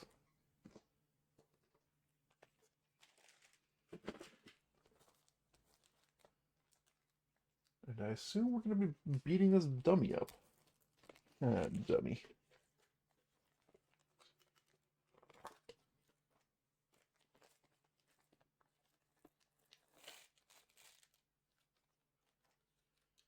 All right.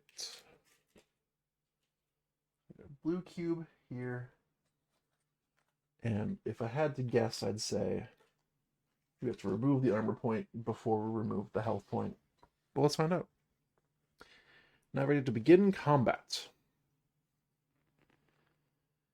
Oh, they have a bunch of information about this thing. That's cool. Unlike the more freeform turn structure in adventure mode, combat mode carefully tracks turns, movement, and actions.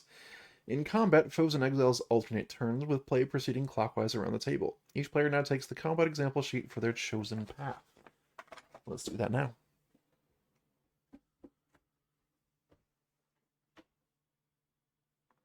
I'm curious how well these work.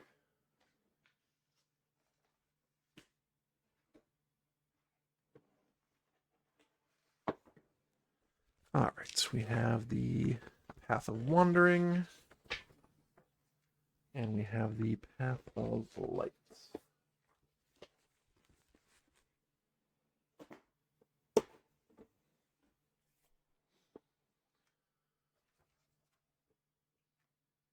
If playing with two more players, get a copy of MEDCE FOECE from the back of their respective decks in the index and a practice dummy token for each additional player. Okay. Let's see what's going on here. So, practice dummy token. That should be easy enough. Yep, I see 4 of them here.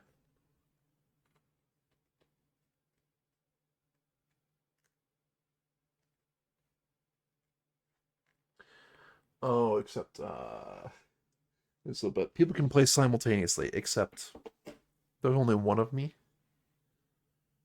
But still. So where do we put these additional foes?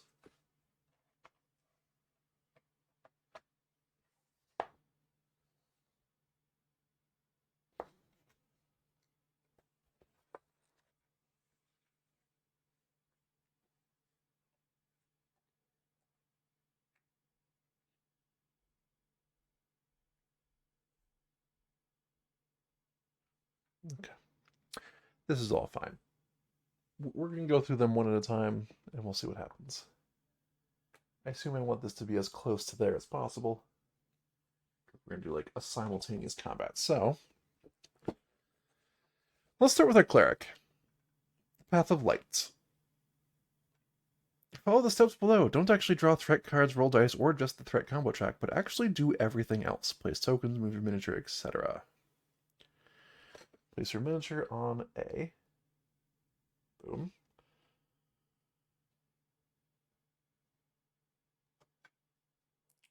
Okay.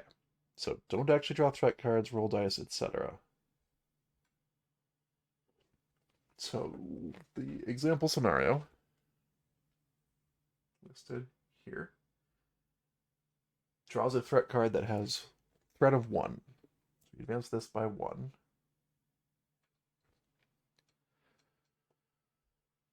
The foe turn is now resolved. This foe does not activate now because the threat increase card was drawn. We are fighting a mob foe as noted on foe 0, so the foe would only activate if a mob or all foes card was drawn. Exile turn 1, minor action, basic move. Put your minor action token on your feet. Interesting. That's going to be way over here outside the camera shot. I apologize. That's just how it's going to be. Gain 1 combo. Is that just always what happens? And move with a speed of 3, except my speed is 2.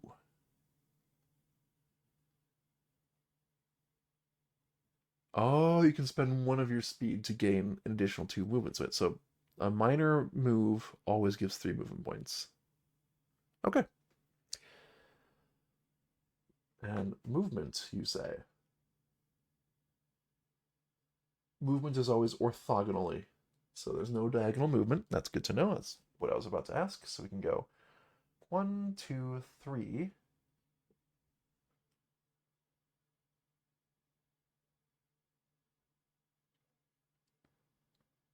cross a normal border, 1 speed, then an obscure border, 1 speed. Oh, hold on. What does that mean?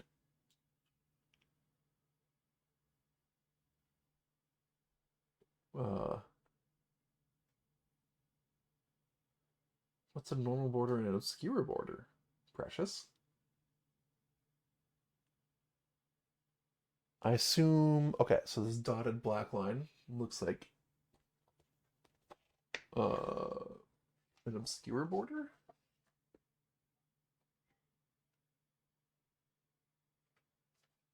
That's something that could have used some explanation.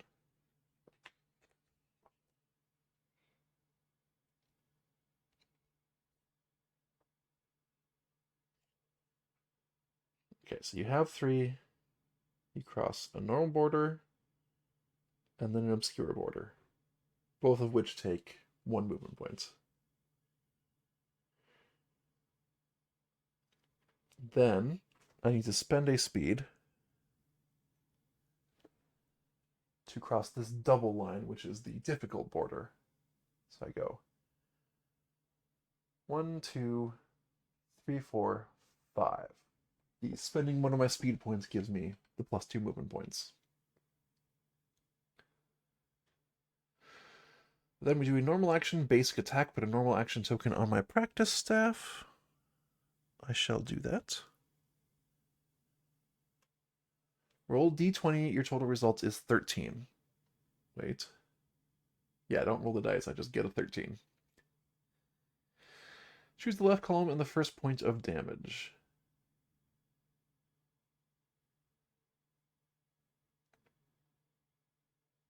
Okay, so how does this... To apply directional damage, choose a column with at least 1 HP. Nope, that... Hit points, weak points, armored points, criticals. Okay. Okay. Choose the left column and the first point of damage.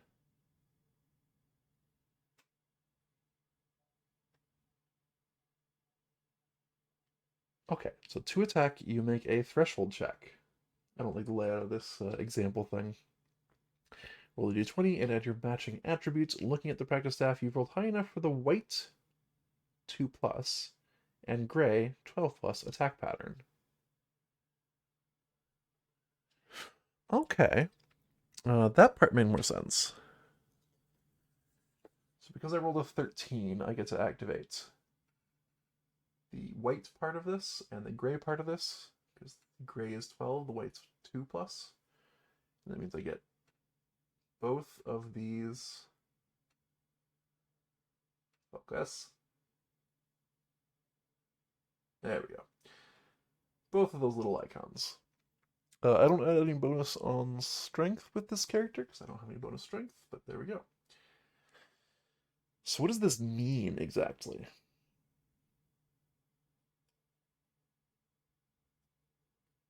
To apply directional damage, choose a column with at least 1 hit point.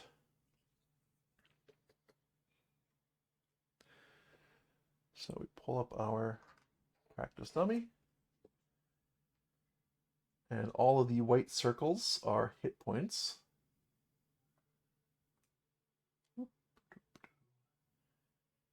These things are the weak points. The blue is the armor points, as we discussed. And these red stars point to criticals, I guess. As the black arrow indicates, the attack starts from the top edge of the card. Boom. And then moves down until you reach the first HP. So, right there is the first HP. So that just happens. For this attack, choose the left column and wound the HP. And we apply the second point of damage next to it, based on the weapon. I will show that to you as well. So we have our weapon, our staff. So we start from the top left, and then we move to the top right, damaging both of them because we got our 13.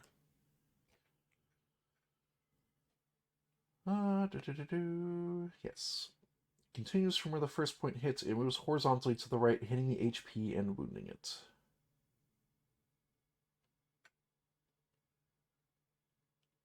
When you wound a weak point, you resolve its effect. For this foe, it's +1 threat shown on the foe AI card.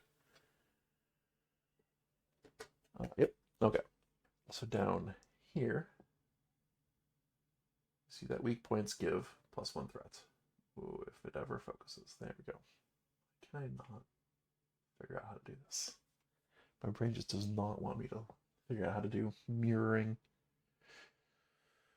So does that mean we put little... So we increase threat by 1, that's fine. Do we put little HP tokens on this guy?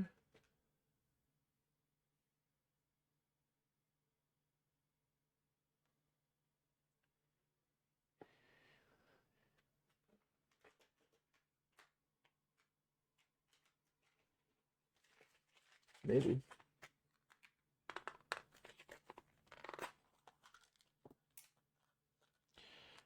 Alright, this container is very full of tokens. I'm going to assume these are what I do.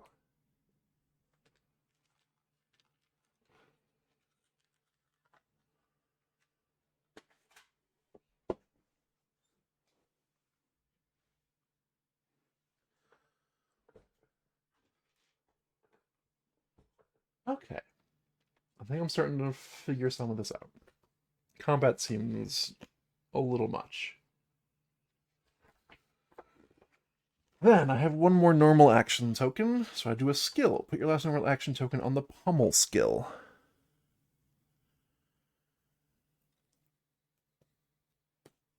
So we have pummel, which requires a staff.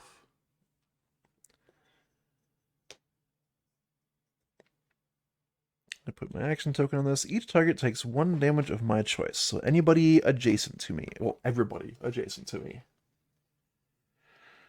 Choose the 3rd row and apply the attack pattern. So I can... Wait, what?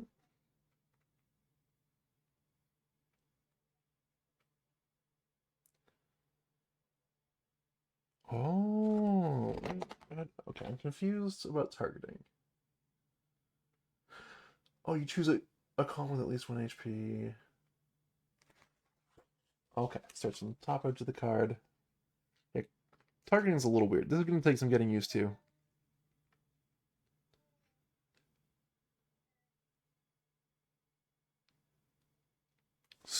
So we take our pummel, which I'll show off again. And the third attack pattern you see there is going from the right and hitting any HP slots. Could be any HP slot on this dummy, as long as I can go from the right to reach it. In this case, you need a row with at least 1 HP unwounded. Start from the right edge of the card and then move leftward until you reach the first HP and apply the damage there. For this attack, choose the third row so the attack will pass through a critical and then wound the HP. So we're targeting this space right here, which has a critical icon on it. And then wound the HP. What does that mean?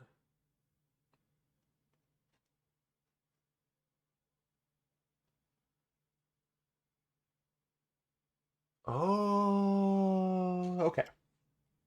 I understand now. So the critical icon is not on this space itself. It's in this row, it points down to the wheel. So basically, by wounding this space, I also just get to crit and hit that space as well. It's just a free hit. Okay, very cool. So that's because I passed over that critical spot. That's how I got that extra hit. After your action, your turn is over, and so is the round. A new round begins with another foe turn. Foe turn 2. Draw a threat token. Sorry, draw a threat card, mob or 1 threat. So the card that this example is forcing us to draw says mob or 1 threat. So then we do foe activation. The foe now spends as much threat as possible to activate 1 behavior. There's 2 threat available for the foe to spend, and this foe has a behavior that costs 1 threat, so it spends 1 threat. We drop this down by 1, and we do this 1 threat ability right here. In this case, it moves 6 and then whacks.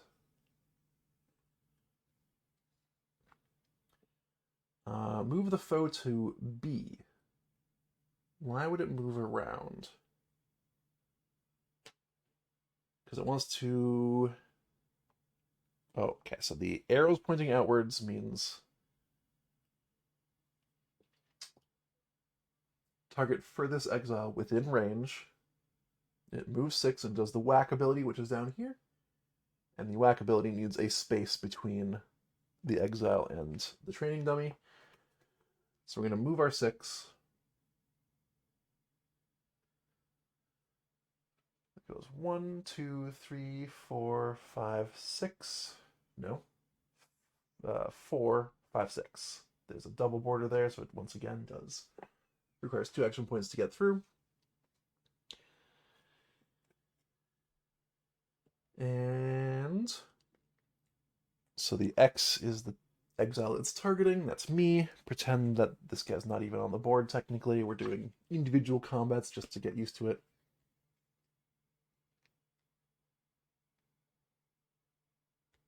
Roll the red hit die. Your chest is hit for 1 damage. So the red hit die is this one. And that's what it says on whack. It's got the little red icon there. So we roll the red one. This is just saying this is the result you get. We're not actually rolling the die for this example. And because of that, we're targeting that equipment slot, which in this case is the chest armor. The black square is the location on the body grid that is hit. The squares with pip show the 4 possible locations this die can hit. Ah, okay. So that's a special thing. Any of these spots with squares on them are possible results. The black square is the one that rolled this time. But you can see that this would hit shoulders, head, and chest. The red die. But the other dice might hit other things. The attack hits your chest. A space you're wearing armor. The 1 defense of my chest armor, boom. I'll show that here. 1 defense, listed right there. Tells you how much damage a piece of armor will block from each attack. The 2 anvil durability tells you how many times the armor can block that amount of damage. The practice gambeson can block 1 damage 2 times. Place a wear token on practice gambeson. Maybe one of these orange tokens, which means I'm going to need both hands to pull it out. And it's dealing 1 damage because that's what the AI card says. It deals 1.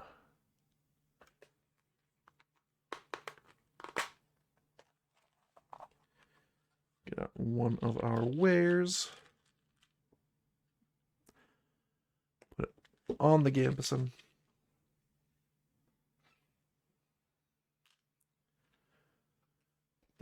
Back. And keep moving. So I think we kind of figured out how combat works, so I'm gonna have to end soon. Let's see if we can finish this. Any damage you can't mitigate from an attack will cause you to lose health. That makes sense to me. In a multiplayer game, the next exile in clockwise order would take their turn. Since you are the only player, you take the next turn. Next, refresh all your action tokens. So all of our tokens come back to our ready actions queue. Minor action, basic move. Put a minor action token on your feet. Boom. Increase combo.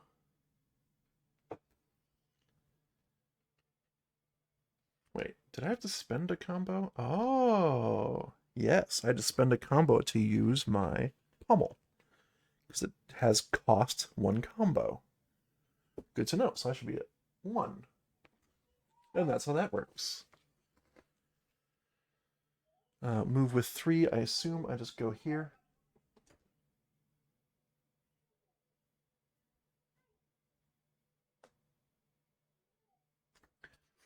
Okay. Normal action, basic attack. So I'm curious what the other actions are. So there's basic move, basic attack, skill, item, equip, trade. Does it say...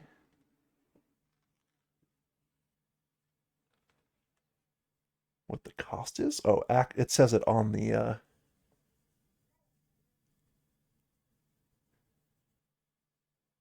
skills and on the weapons, I assume. I think weapons are always, attacks are always actions. Yes, okay, I need to be right back.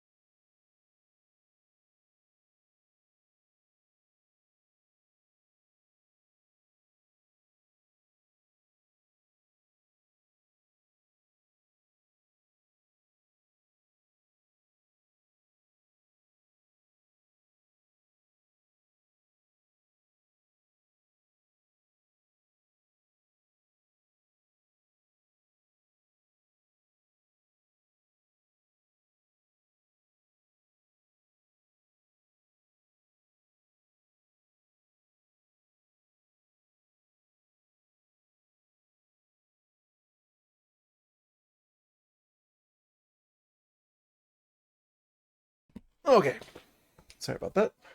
Really did need to go.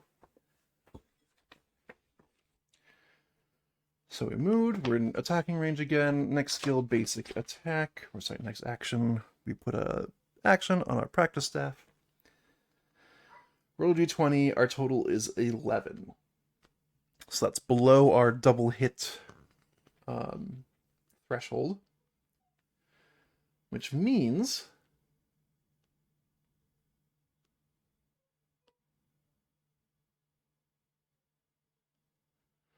reaction focus. Spend a cube marker from the practice focus. Okay. I do that. So we have our practice focus right here. And there was a cube on this little slot, and now it's gone.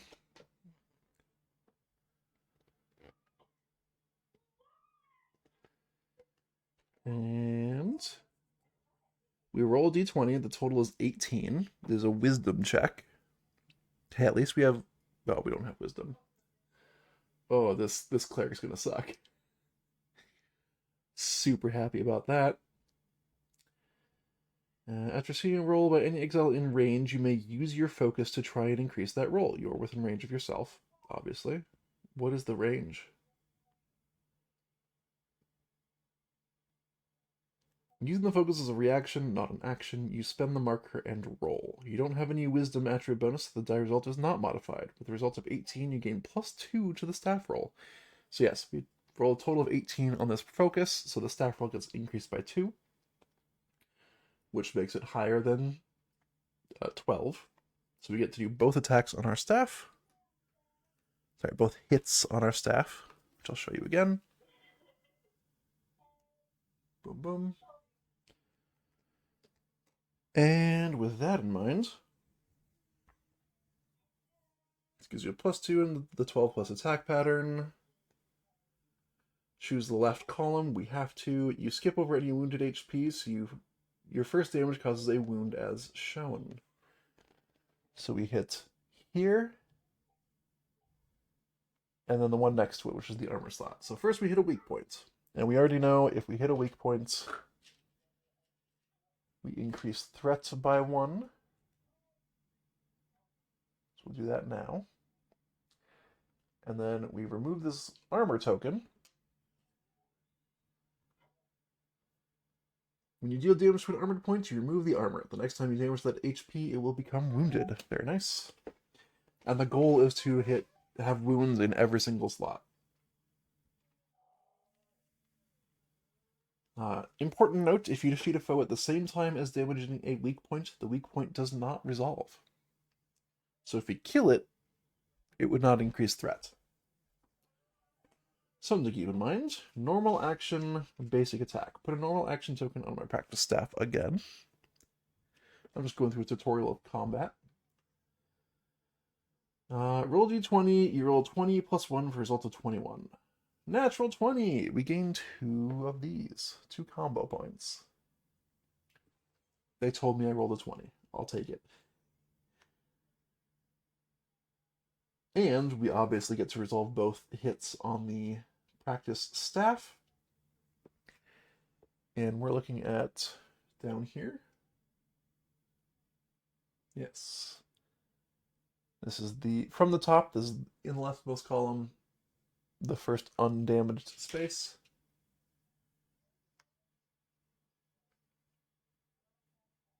And we pass over that critical right there. To go from here to the first HP. So we hit that for free, or for our regular hit, we hit this one for free because of the crit.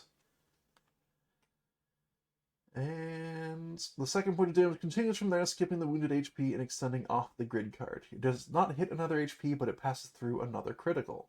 Now resolve the critical as bonus damage. First critical wounds the now unarmored HP. The second critical would try to wound the HP in the lower right, but that already has a wound, so that critical has no effect. So that, I read through that very quickly, because I was just trying to understand it myself. We hit here, then our attack would have us go that way to the next unwounded HP. It goes off the grid, so we're not going to hit anything. But there's still this critical over here. We pass through that on our way off the grid, so we could have wounded this by going that way as well. But it's already wounded, so nothing happens. A new round begins. Okay. I am curious though, what does in range mean for my practice focus? I'm gonna have to look that up. A new round begins with another foe turn. Remember that foe turns and exile turns always alternate. We draw a threat card, which says activate all foes. The foe pays 1 threat. I don't know why they had to shuffle this deck if they're just going to tell us what cards we draw. So the foe pays 1 threat to do its whack ability again, because it can't afford to do the prod, and it won't do this 0 threat prod while it has at least 1 threat. So we decrease threat by 1 to pay for the ability. It once again wants to try to move slightly away from us. So it goes boom, boom, boom. It can move up to 6, so it's got plenty of move speed to get over to there.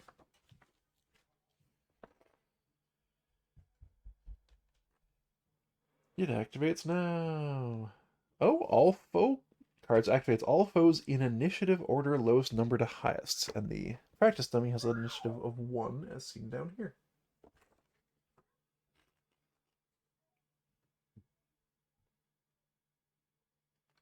And if there were multiple practice dummies, you'd only pay the threat once to activate all of them. That's an important note.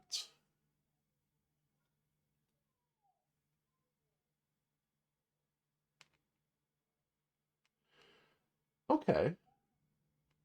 Alright, so that's... They kind of awkwardly explained a rule here. These obscure borders, I guess you can't really shoot through very well, these dotted black lines. But because whack is a melee attack that it can do from here, that it wouldn't matter for this guy, but it might matter for my ranger if we do their practice combat, which I might do later.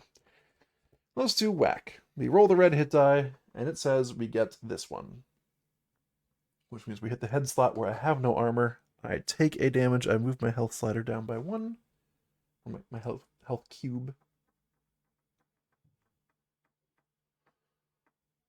You are at 0 HP right now, but don't worry, you can use the Surge ability at the start of your turn. You only lose a battle if all exiles are at 0 HP at the end of any exile turn, not merely after a foe turn. I don't know what Surge means. I'm sure they're going to tell us.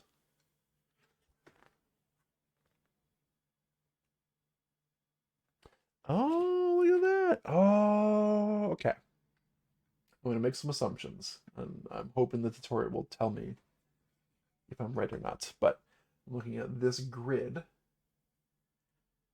and it looks like the normal border is just a white bar. It takes 1 movement point to move through it. You can see through it, you can attack through it, you can heal through it, or crit through it, or whatever that icon is.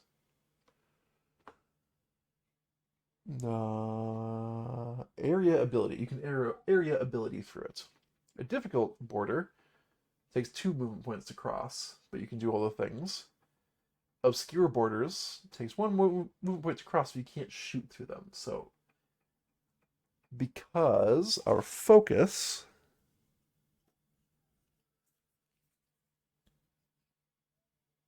has this range icon over here, that means obscure borders would stop me from using my focus to aid people that are across obscure borders. Impassable borders, you can't move through, you can shoot through, you cannot melee through, you can area of attack through, and then walls you can't do anything through.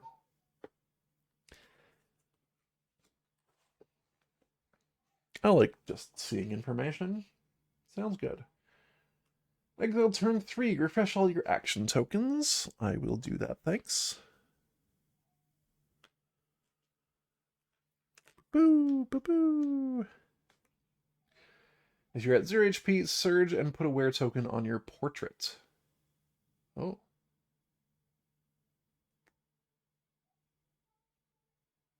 Is there a place where I can see this surge ability? It's the problem with having like this quick rules that don't fully explain everything. Oh, Chaos Surge. Well, in combat, if you are at 0 HP, you are considered KO'd. Place your miniature on its side to show you are KO'd. As soon as you regain 1 HP, you are no longer KO'd. While you are KO'd, you can't take actions, use skills, or items. Other exiles can try to heal you and remove your KO'd status. Exiles and foes can move through your space, or even end their move on your space. You get to place your miniature on any traversable adjacent space. Foes will not target you for attacks. If all exiles are KO'd at the end of a player turn, you are defeated. However, all is not lost if you are KO'd. You can still surge. Once per combat, when you start your turn KO'd, you may place a wear token on your exile's portrait and stand your miniature upright. You may take actions as usual, ignoring your KO'd status until the end of your turn. If you still have 0 HP at the end of your turn, you return to being KO'd. At the end of combat, remove any wear tokens on your portrait. Okay. So the wear token on your portrait is used to indicate that you've used your surge. And you'd use your surge to do something like to stand up to get like the final hit in, or to get, I guess, to run over to the healer, or if you are the healer, to heal yourself.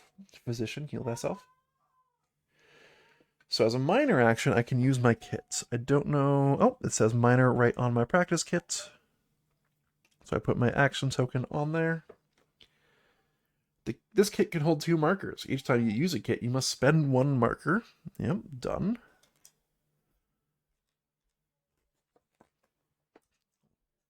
Pull this camera over here so you can see what I'm looking at. So my kit is over there on the right. You can refresh kit markers when you rest at town or use the prepare bandages skill. Oh, very nice.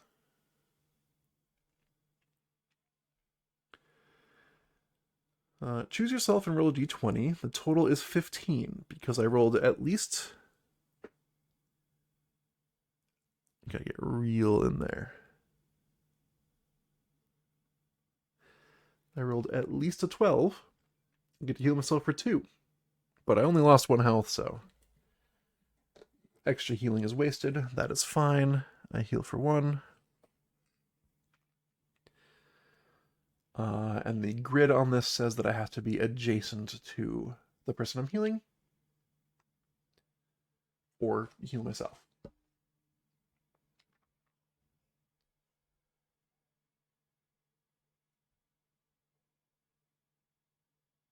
I can prepare bandages out of combat by spending a mana.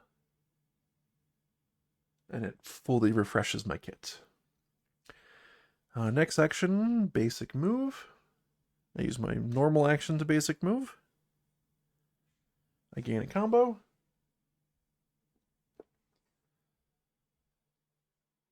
And then I get to move up to 3 spaces.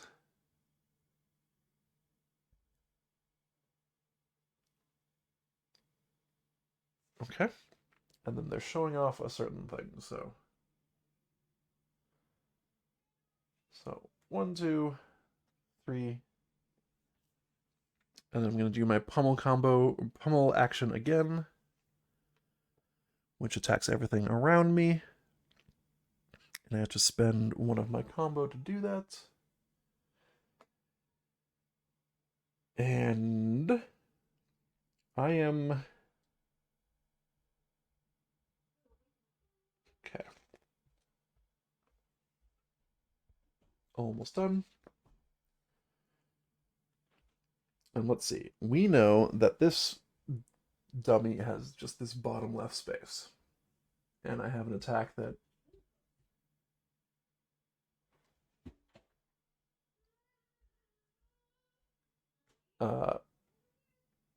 where's my pummel? There's my pummel. I want to show this off to the camera. We have 3 different possible attack vectors. We can attack from the bottom left, we can target a space directly, or we can attack from the right. And in this case, it doesn't matter. It's got 1 hit left. It doesn't matter what I target. So I'm just going to do direct target, hit that space, go, hi-ya. And we're done. Combat is now over and the exiles are victorious. Return to the quick start guides. So that's where we're going to stop today. At least for now. And hopefully we can do a combat tutorial with the Path of Wandering so that we know how that goes. And yeah, we'll go from there. Bye-bye.